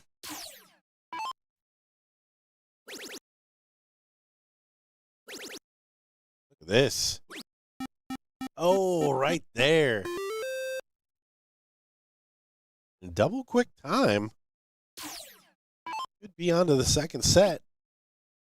And for a double dip. Well, that's the one thing about levels 2, 3, 4, is you can sometimes see these extremely competitive matches, and I think this one's still competitive for the record. But you can also see things really go in a stronger momentum swing than you see otherwise. You expect Leonard Ram to do a certain range of excellence. Here, it can come in waves.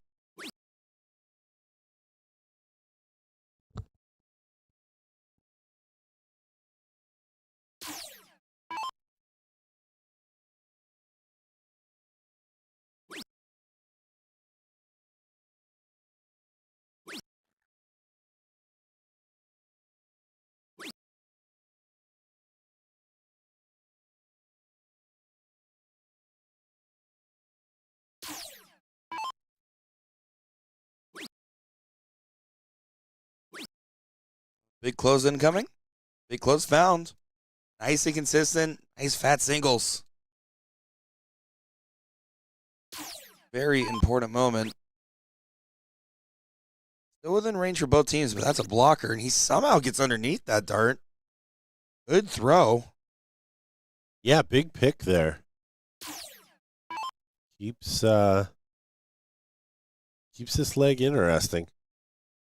Jimmy averaging 4.5. Can he find a big close? He can. What a shot. It's first set. Turn our king seat holders upside down here very quickly. Start to see that shake of the head.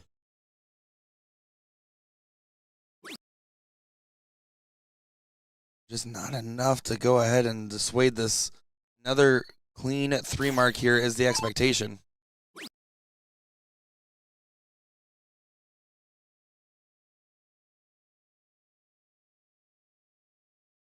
That question is the exact same answer as it always has been.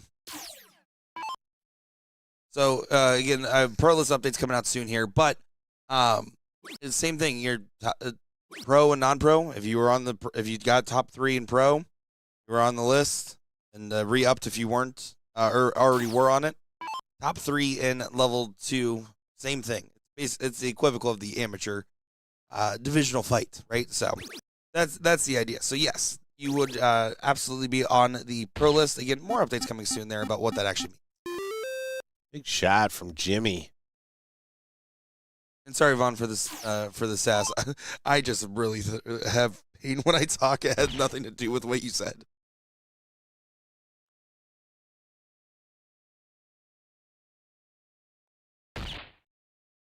Only 2 bulls.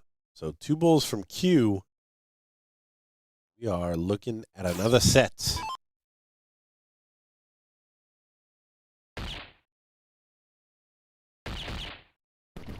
There it is. Good play, man. That's some good play. Yes, it is.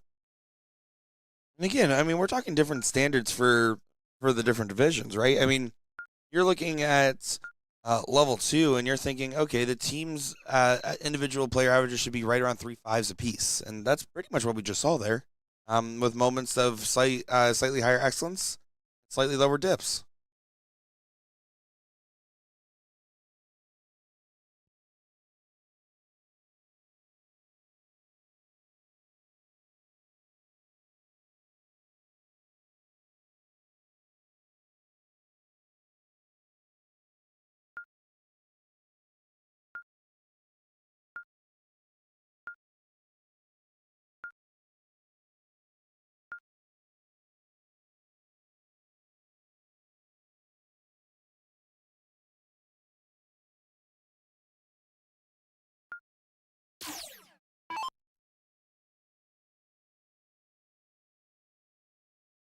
Tossy. If I'm following, it unsportsmanlike to target numbers you've closed for points when others aren't closed. No, that is the point of the game. I think they're saying that they see like players just like pointing based strategies, like the traditional steel tip of like, oh, be a gentleman, you got a point lead, now close. Oh yeah, no, I'd I point think my that's what mom. they were saying. Yeah, no. Point your mom. Never lost a leg of cricket where I had more points. Yeah, nothing unsportsmanlike about it. I mean, again, as you said earlier, you're playing the bartender and the blind man. Maybe you don't need to go as hard in the casual setting, but we're talking money, we're talking trophies, we're talking a competition. If you think that you need 200 points, then hit 200 points. Yeah, like perfect example. Cute. Q right here, up 100 points. They needed to double dip or need to double dip in order to win this tournament. I don't really mind that at all. I don't know that it was a great spot to do it. I think his shot would have been better used to advance the game, but there's nothing unsportsmanlike about that. And again, for our UK friends, this is a good time to talk about it. There's a big shot there. Absolutely. One of the big things to consider is the idea is to be about a 9 mark ahead, if not slightly more. In general, that's a safer strategy to go with. So if an opponent can hit 2 triples on their number and a triple on yours to close and have the point lead, then you probably aren't far enough ahead without at least taking some risk. It's about mitigating risk because that's a big 9 mark there, by the way. Yeah, basically brings him back within touching distance for this leg. And a good answer right back. Flat stuff here in level 2.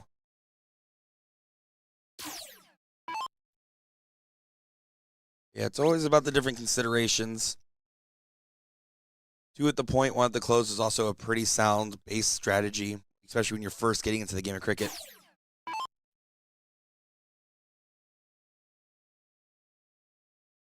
Of course, if you guys want to know any personalized cricket advice or darts advice in general, just make sure to DM Gordon Dixon.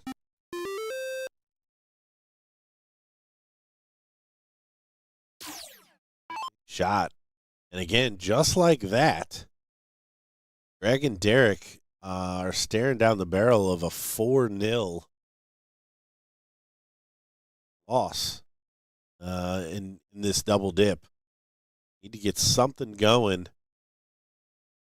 Make sure that Jimmy and Q know they're in a match.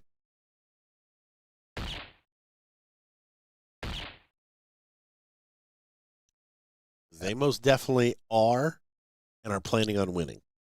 Yeah, they're not going to talk about it, but this is the good match for Fight Club.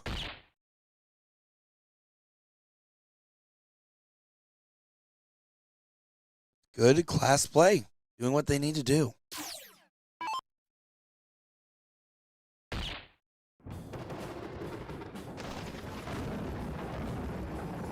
So that is now a 1-0 lead. 3 straight legs for Fight Club. Taking the gloves off and really swinging for the fences.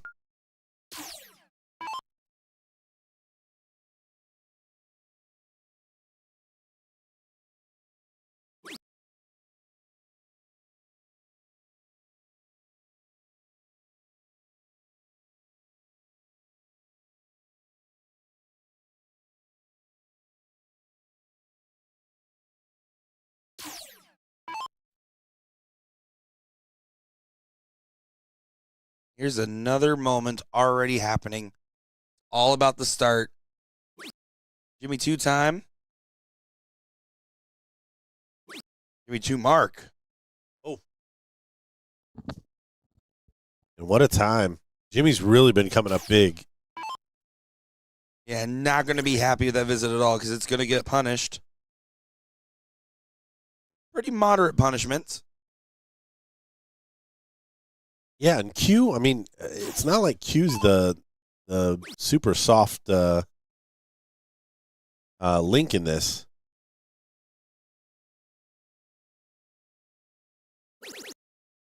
Does find a 4 mark. Not the 4 mark I was expecting, but does find a number.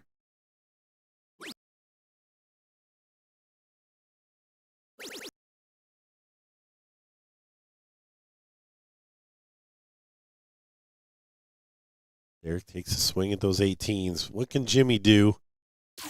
Coming off the 2 mark. Only needs 4 18s for a swing of the 19s. He's been playing fairly conservative, though. Be surprised he does take that shot. Does get that point lead.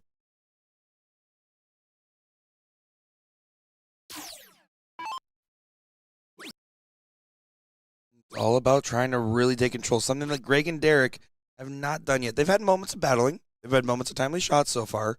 Saw that big 9 mark earlier, and then followed by Q, getting a big shot right back. You have to figure out how to take the darts out of their hand and put them into your own. That's the goal. That's the battle. That's not the execution for Q. This is the moment.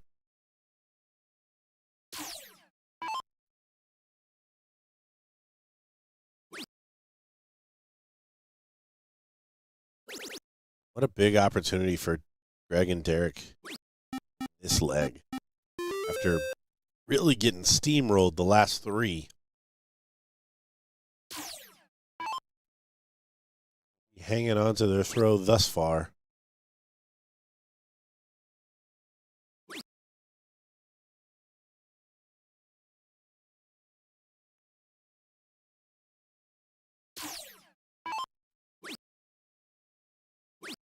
Good closing the 18, and a good switch back to the 19s. Good calculated play there.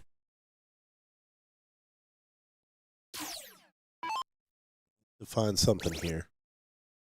Good start.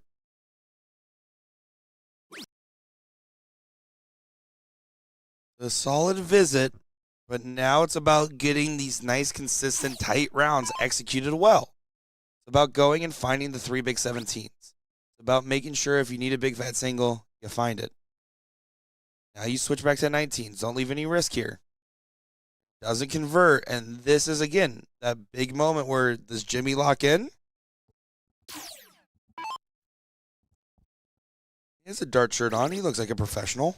He's about 2.5 marks off the standard that we've seen him throw at. He's going to stay there.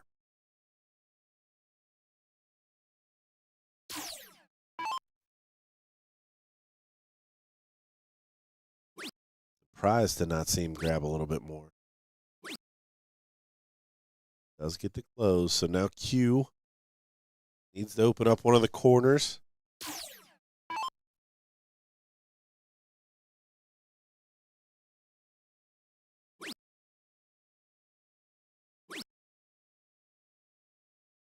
Doesn't happen. So after all of this, we may get a deciding leg here in this match. Definitely shaping up to be that way. Until the gold star is by somebody's name, can't really count it out. Big last start here. Does find it massive collect.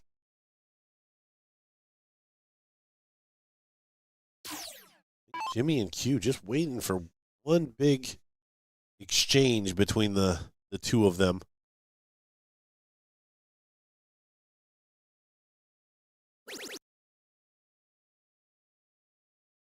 A bit unlucky. Says it was a trip 10.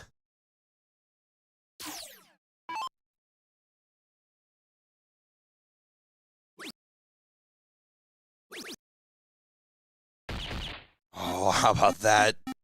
E-Rec just goes ahead and wrecks him. Closes it up. It's a double bull. There's no question we're going to a last leg decider now. Question is, who will show up? Because all of them have had their moments now. Having the moments at this point, at this last moment. It doesn't matter. You lost 3 legs straight if you're Greg and Derek. It doesn't matter that you won 3 legs straight. Your Fight Club. It matters who wins this last leg. There it is. Work incoming. We see Jimmy getting into position.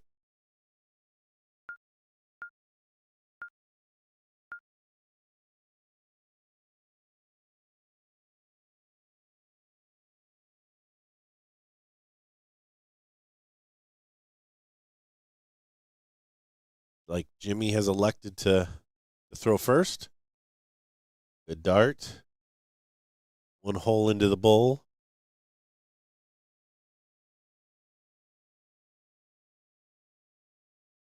Oh.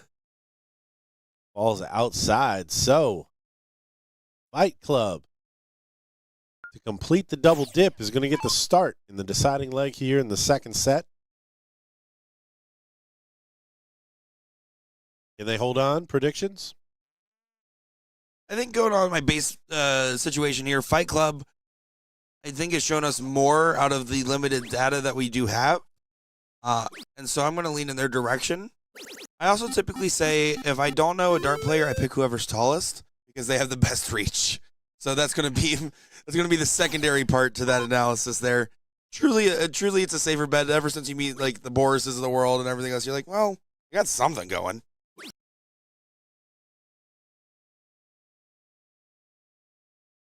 Oh, unfortunate.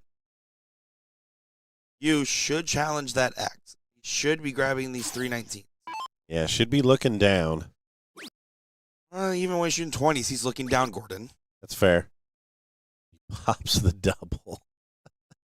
It works in this moment. No, it's enough in this moment. No, giving up a scoring opportunity. Silly Billy Gumdrops. Don't do that.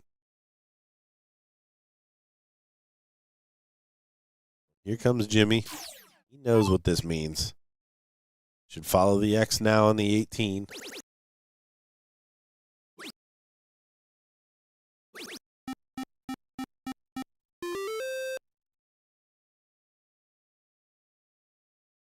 Now that one, you know what?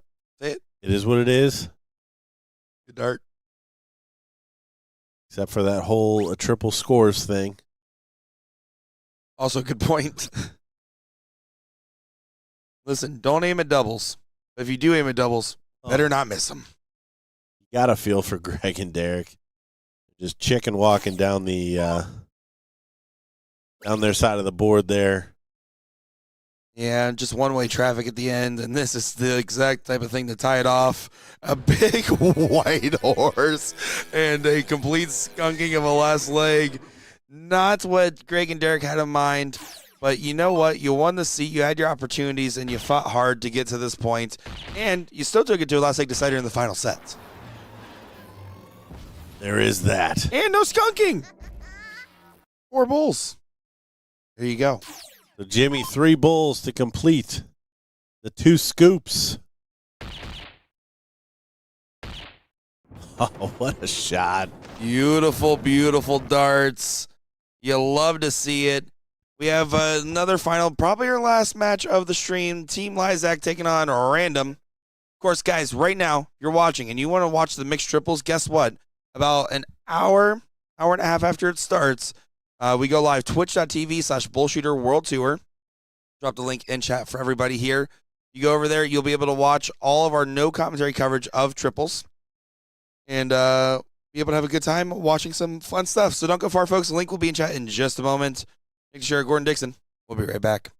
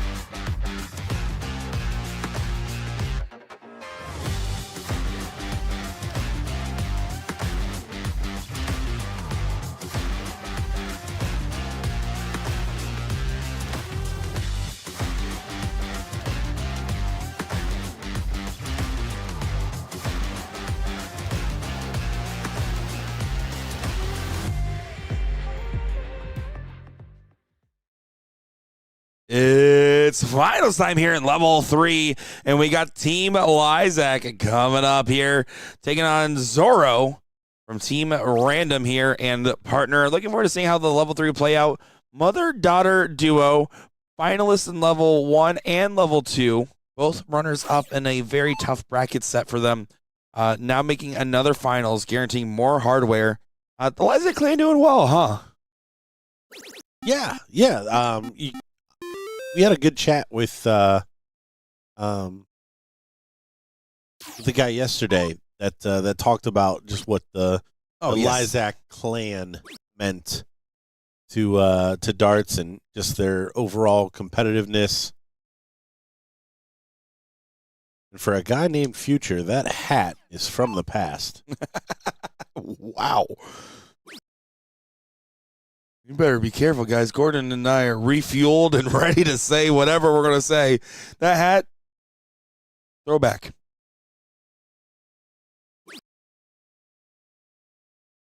So for team name random, I know you love your team names, Gordon. Do you think that they were just like a random pairing? Or do you think that they said, what's your team name? And they said, put something random. They just put random. Could be both, honestly. At the same time. Yeah, because maybe not. It's a random pairing, and then you have to also come up with a team name, which I mean, honestly, we shouldn't have people do. Oh, put on a shirt. Put it on a shirt, sweatshirt, maybe an arm sleeve, if you will. Tattoo it on your face. Under both eyes. That'd be for a very awkward celebration. Good shot there from Future. Gets the point lead, goes down, hits the 2 big singles. Talking with Jen after her match yesterday, she was like, listen, I just ran out of gas. And in every one of those legs, there was darts or it could have gone either direction.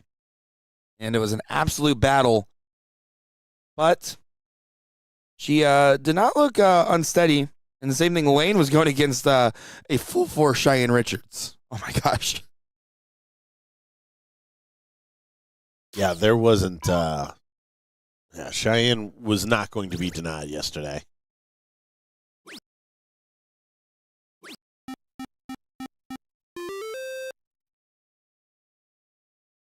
Team Random keeps popping those big triples.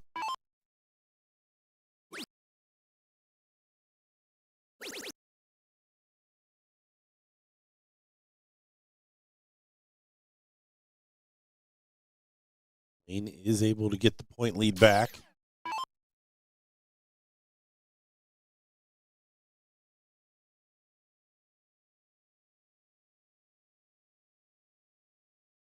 I like this Team Random little huddle before this shot.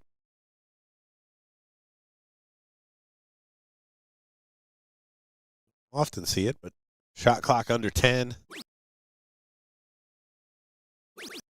Oh, look at this cleanup. And goes for the 18 for the extra number. Smart play here. There's so much movement in Future's throw, but he's been so consistent thus far. Mama Lizac gonna have to find some stable footing on the corner pockets here. This is a rematch of the seats. It's a 2-0 win that we saw, or that was seen earlier in the Dart Hall, I should say, for Team Lizac over Random. I like it. Lane's back there directing traffic, too, with Mom. As soon as that single 20 went in, or say 16s.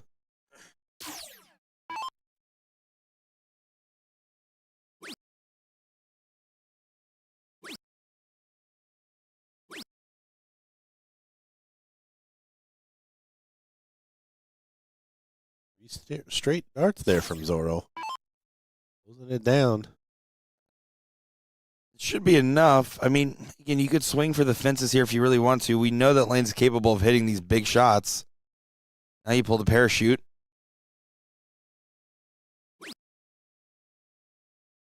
And Lane, I mean, statistically speaking, should be an absolute threat in this level. She has a really high ceiling. We've seen her play really well in these competitive female environments. Again, getting the finals of women's level 1 singles. It makes sense that she would go for that big driving shot like that. Well, and she even had mom start that way. You're not able to collect a big triple that time. Now this is close the 15s. Maybe pop a single 20.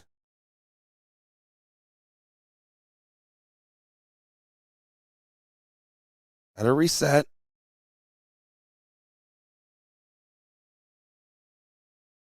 Not a bad look. Gotta Right follow there. it. Just needs to go a little higher than that. Not going to collect. Zorro still down 16, by the way. Team Lizac have only lost one leg on the day on their run here. Random has survived 2 last leg deciders before losing in the seat and then winning 2 straight to get back here.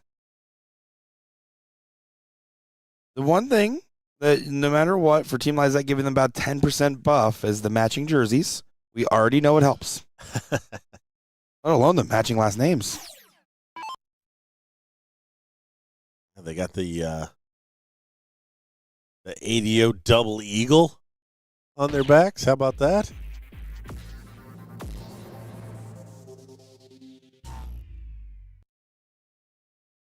That is exponentially more legs than they took off of them in the queen seat match. That is true.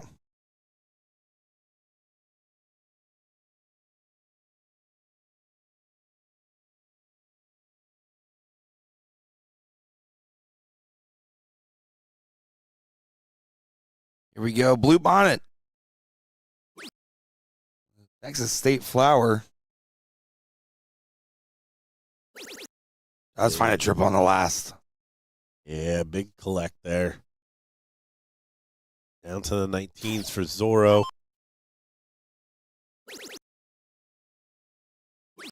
Already into the triple. He swings for the triple 20. In level 1, I can expect those things. In level 3, I think it's more about the better miss. You say it best with the managing the miss aspect.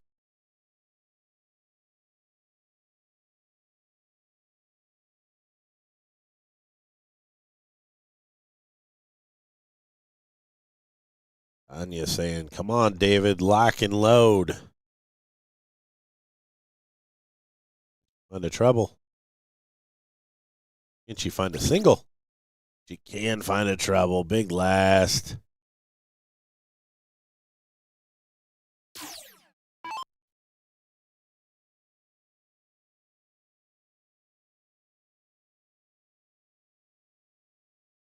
Oh, and Future just on both sides of the wire now. That last leg, the first probably 4 or 5 turns.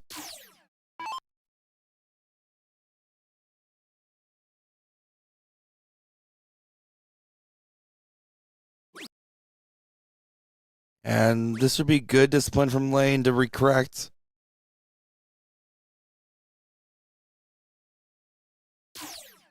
Like, you can see Jen back there, she's grabbing her hand warmer. She has an electronic hand warmer. I saw someone go up and say, what is that? And they grab it and they clenched on it, and they're like, it burnt their dart hand almost. That's hilarious. All right, should be 19s here. Trying to advance the game.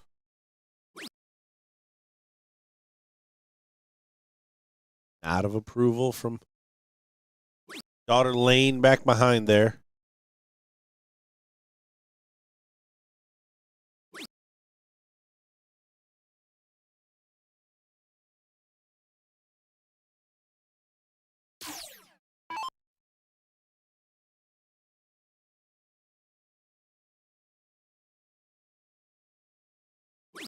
And to establish a 17's the choice of number.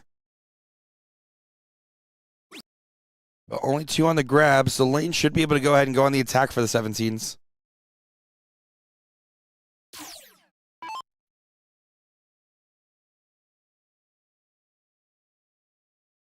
Trying to find him. Goes high on the shot.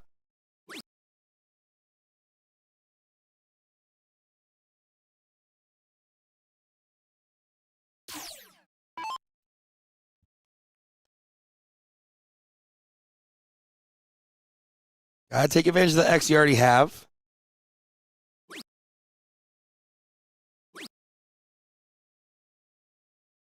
Goes up, grabs the 20. Trying to limit damage here. Yeah, it means that Jen has to start the 17 before going up to open.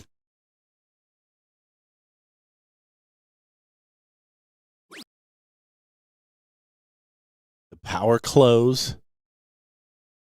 Should be 18s now.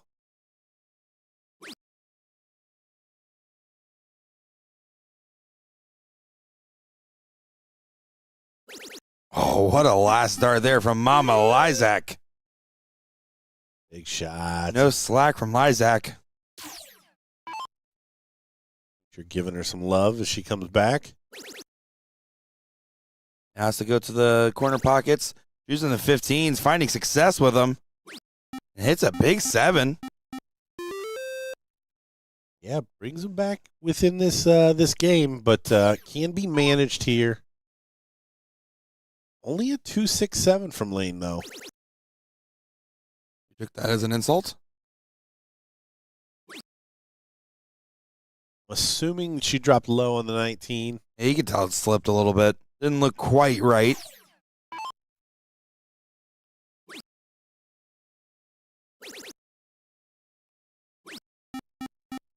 That. Dora with the 5 mark. A lot of parity here as we look at that average board.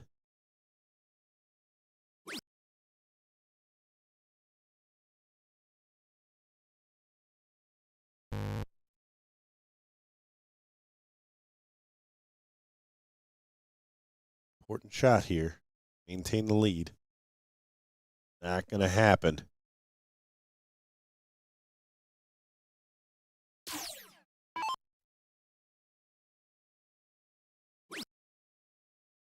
When do you swing? Swings. And goes back and it slips. But this is now just a 2 mark for the Blue Bonnet. Big calculated shot. Do not miss that first start and make this a nervy turn. Drill it. Play it a little conservative if you have to. That's conservative. That's fine. That's why you played conservative. There you go. 4-3 advantage into the Bulls. Why were the 19s so free in those last 9, 12 darts? And someone accidentally tapped the side of the button. They hit the Konami code and the magnet turned on. It's actually the Ram Gavar settings, what we call it. They were electric, though, let me tell you. Yeah, 100. All right, 3 bulls to take us to a decider in the first set.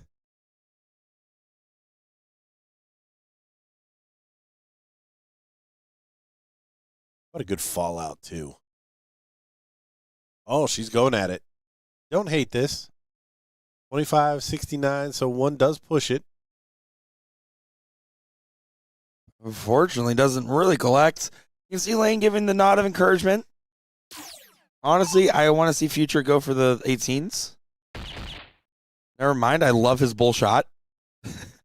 Got a game shot here. Double bull, triple 18. First set done.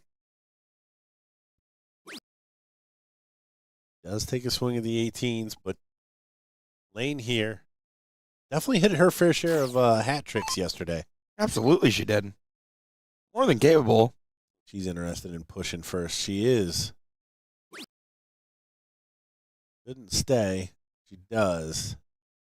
I think she was trying to write in that dart, but you're right, the math was not in her favor.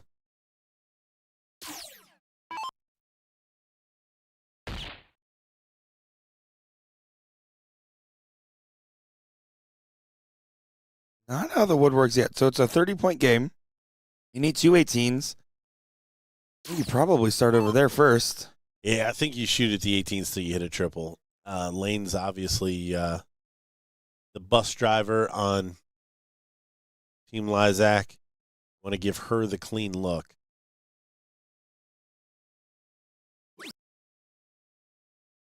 to find another for it to make sense. How about another 2? That will work just fine. 88 points now is the difference.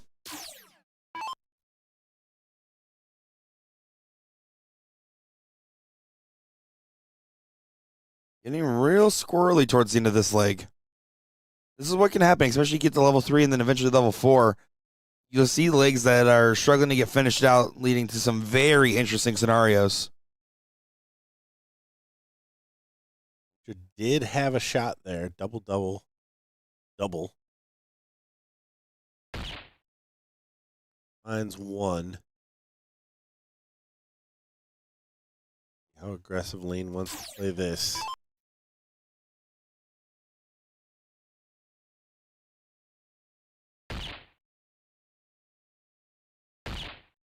Another bull for the leg. Oh, she floated it. She wanted it a little too bad, you feel. All right, so 3 bulls and 2 18s. Zorro could wrap up this set here.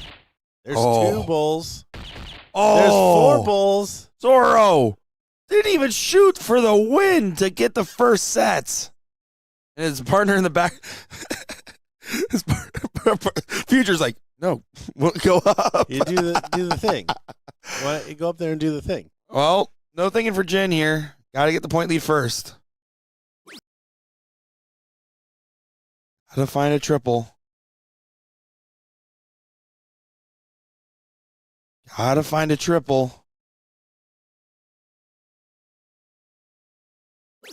Big last start. Jen Mama Lizac. Wow. All right, 2 bulls, 2 18s. 3 darts. Still a possibility. What a massive last start. Now you really need the double. Lane gets 3 clear for 1 bull. Otherwise, she should be able to convert. We've seen her hit thousands of bulls on these streams nowadays. What's 1 more?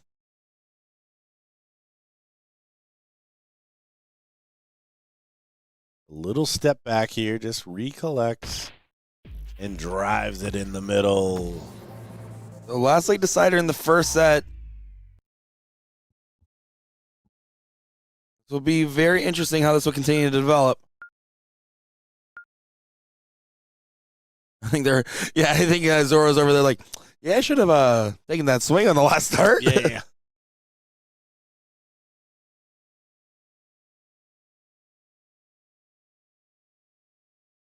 Here we go. Blue Bonnet to show first.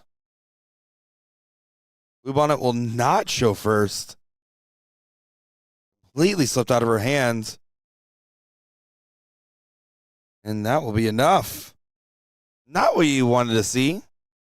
Because again, I would wager to say Lane's probably the highest average in the 4 of them right here. As far as like statistically speaking.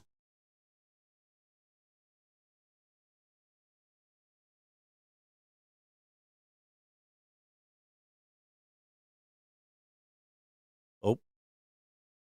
They got to get somebody. They got to restart it.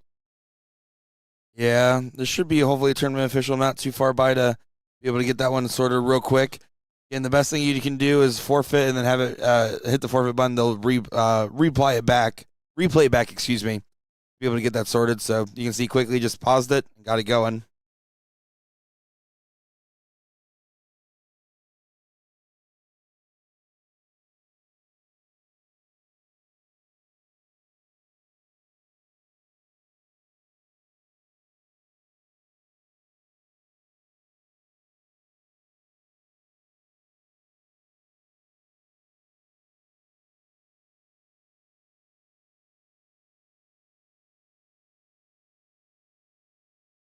So just going to take a quick moment. It looks like they're just trying to get everything sorted here. The points of the you can see Future pointing to the stream.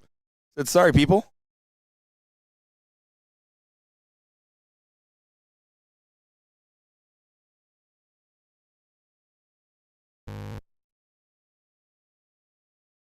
Yeah, just some confusions. It happens sometimes.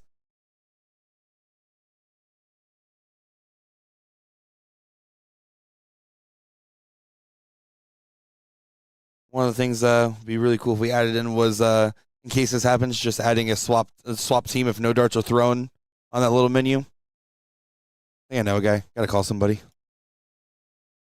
Yeah. Yeah, we know a guy. Yeah, I can't wait for LJ to take care of that one. Hey, shout out to not only LJ, but the rest of the tournament team, Johnny, Dave, Carrie, Alyssa, and all the countless others. We've had a couple others in and out as well. Really taking the time to really try to make this as a expedited, clean, and efficient event as possible. Seems like they're doing a good job of doing so, considering pretty much every bracket's going to be done before the next event starts. Some being done with some change as well. Hats off to the tournament team because we just sit back here and watch their good work.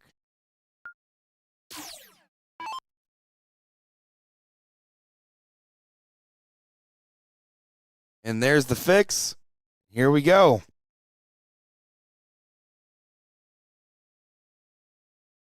Zoro to get us started. Deciding leg. Zoro. Aggressive play from Zoro. Wow. I don't like it. You found the trip 20. Use the trip 20. You need this win.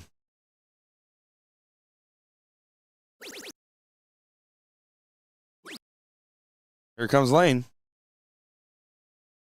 Really not happy with that third dart. No, you know exactly what she was thinking of it. She could almost give a first down with it for a second, though.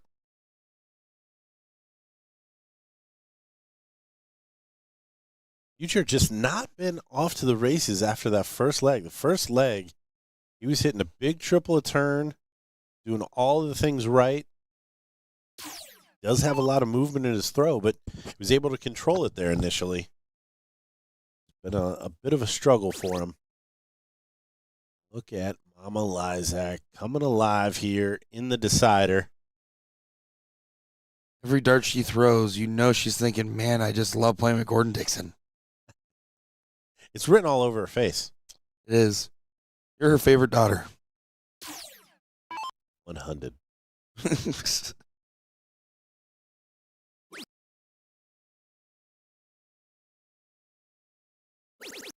Oh, big last dart there from Zoro, though.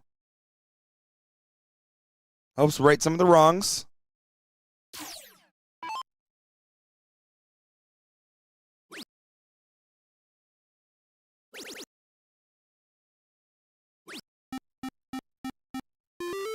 Steady 95 from Lane.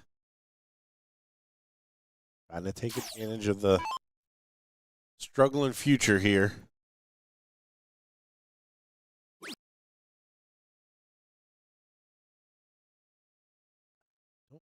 Absolutely hate this. You've got 2 marks in you over the best 2 marks. Probably was to close that 19.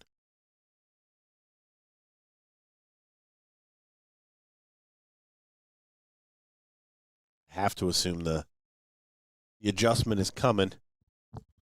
Yeah. After that first dart, you're opening something instead. I'd stay for the double. She does stay for the write it like a book. You can be mad about her shooting it, but that's your partner, and I called it. Woof. What a dart. You hit it. You look like a genius. What a dart.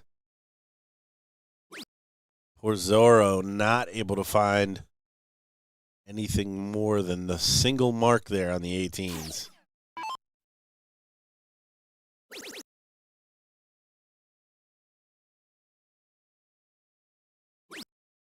Going to find the treble 17 and then up to the 18.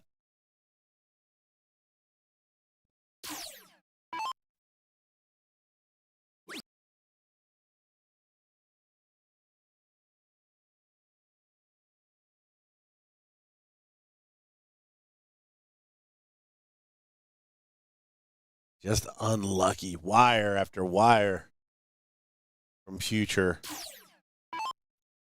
Not to convert. Jen now, a couple of 18s. Came up with a big treble 18 in the last leg. Send us to this decider. going to do that one more time. Doesn't have to be a triple. It is closed. Down to the 16s.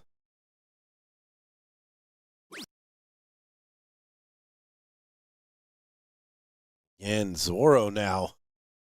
His turn to miss on the wire. Yeah, this is a good check down, though. Team Lizac coming alive at the right moment. Lane doing what she's supposed to do. 4.33. She's leading the pack. Having a little bit of an off moment at the moment, I acknowledge it, but she's doing what she's supposed to do. And then Mama Lizac, she was asked to hit a 3-mark close. She hit the 3-mark close. That's the type of stuff in level 3 that makes all the difference.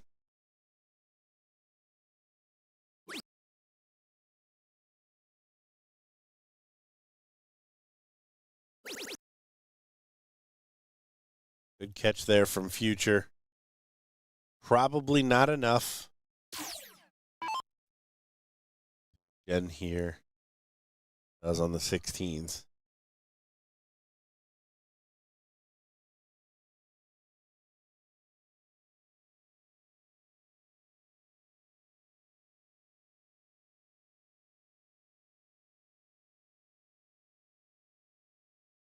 Those 19s are free.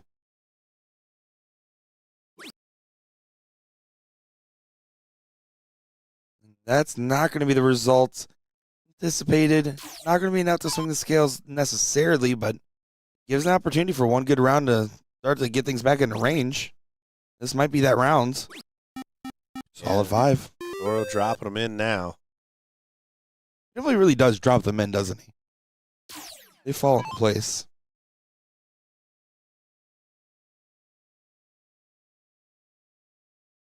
Oh, no. Lane's looking like she's trying to place her darts, too. That was a better drill. 30-point deficit here for Future.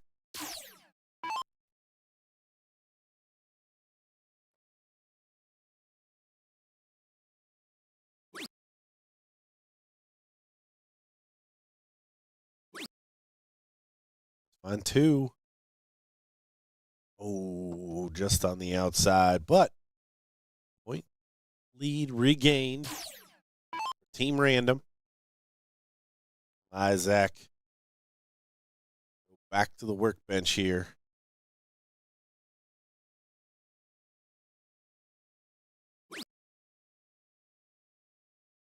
One big triple. Is she going to stay? She should. She will. She does. Solid shot there. Go back to the board, looking to drop in more treble 16s.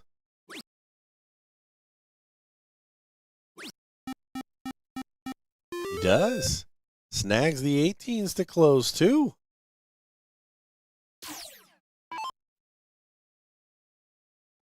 I'm going to give this one away too quickly. Oh, look at this, though. What timing as she almost converts to the 9. Nothing wrong with even the last dart. Big shot there from Lane Lizac. The Lizacs have played together for a long time. And I actually had a great conversation with Lane about this. Lane said, I get the opportunity to play with my mom, and people always ask why I don't play with other partners. And she said, because my mom won't always be able to play in my dart career, and I want to enjoy every single time I have the opportunity to do so. And then, who knows? Maybe I'll play with someone else. But right now, this is what I want. Well, that's cool.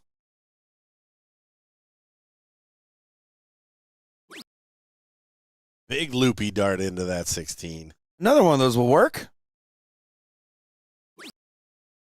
No loop, but it is a big hit.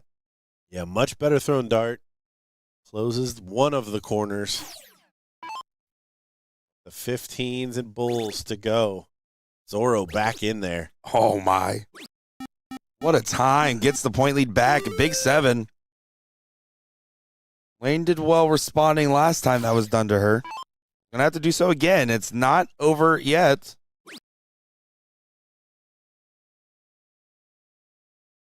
Wants sails on her a little bit. Should be staying there. Oh, and she does. Just falls into the 2.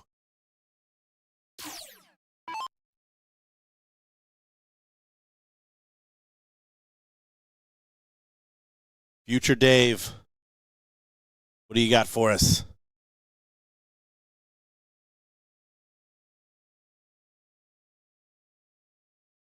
One time on the one time. It's a point lead. One dart.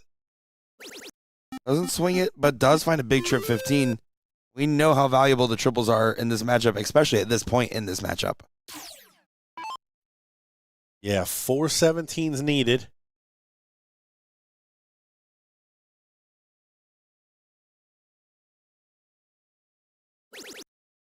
Oh my gosh, and she's right in that trouble.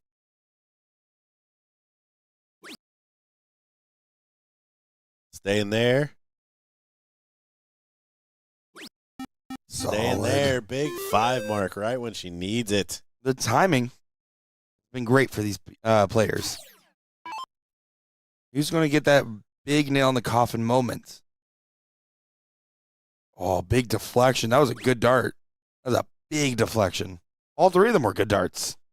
Yeah, Zorro just getting frustrated, not able to continue his pickup.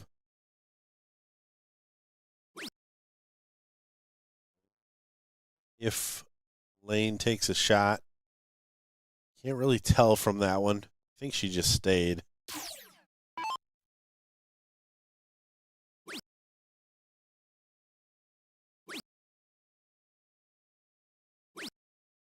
Oh, Future takes a whack. Oh, here comes Mama Lizac. You can see Lane talking to her. They have a game plan and clearly an agreement. I'm excited to see what the game plan is. Find a trip should be the game plan. Find a trip is the game plan. Buries it. Look, Lane's pointing over. Oh, that's not a bad over. spot. How risky we playing this? Throw the double. Oh, that was right on the wire, though. No, it was a good-looking shot. It's a good-looking shot. Lane said, if you get it, swing it. And that's exactly what Mama Lizac did. But doesn't fully convert. Are they out of the woodwork? Here's the shot right back. Oh. Hesitation. Oh. Zorro. Zorro was on it. He had his whole darting life flash before him like he did the leg before where he didn't throw the 18. Back to the 17. Oh, my goodness. Almost gets the dagger. But Future, single 17, and then whatever you hit on the bulls. Yep. Bull battle incoming. Should imagine take away the 17. He does. You get at least one bull. One bull is massive here. Oh.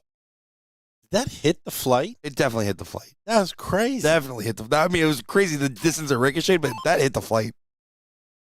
All right, 3 bulls. Jen Lizac has been on it. At first dart.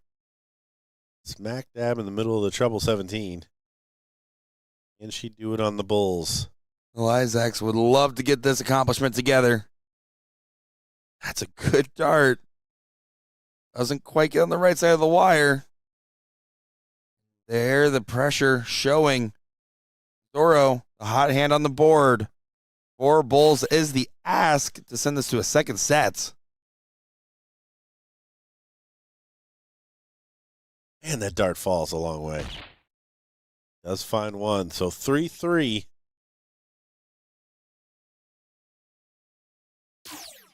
Lane hat trick for the title. Got a reset. Does her little phantom throw pantomime. Finds one bull. Double bull, Lizac. No. It was a good line. It was the right line. Wrong amount of gas, right line. 3 bulls now for Future. Not a bad first. Getting further. Doesn't find it. Jin and Lane got second places in level 1 and 2 in the women's today. Trying to end with a first place trophy together. In the middle. Trying to get the conversion. That looked like a good dart in the air. Probably felt like one too. Needs a double. Still alive. Over it. Still alive. And there you go. What a shot. What a celebration. What a moment there.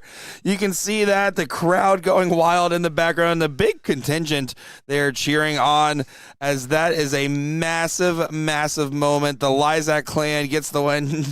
Jin smiling and drills it through the uprights. An absolute banger of a dart there, Gordon. Yeah, incredible. I mean, I said it last night too. Like, once you have that single bull, and then you only need one, you're never out of it with the turns. You have a dart. There, a double bull exists, and there you see Jen coming through, able to find that on her last dart to take the title.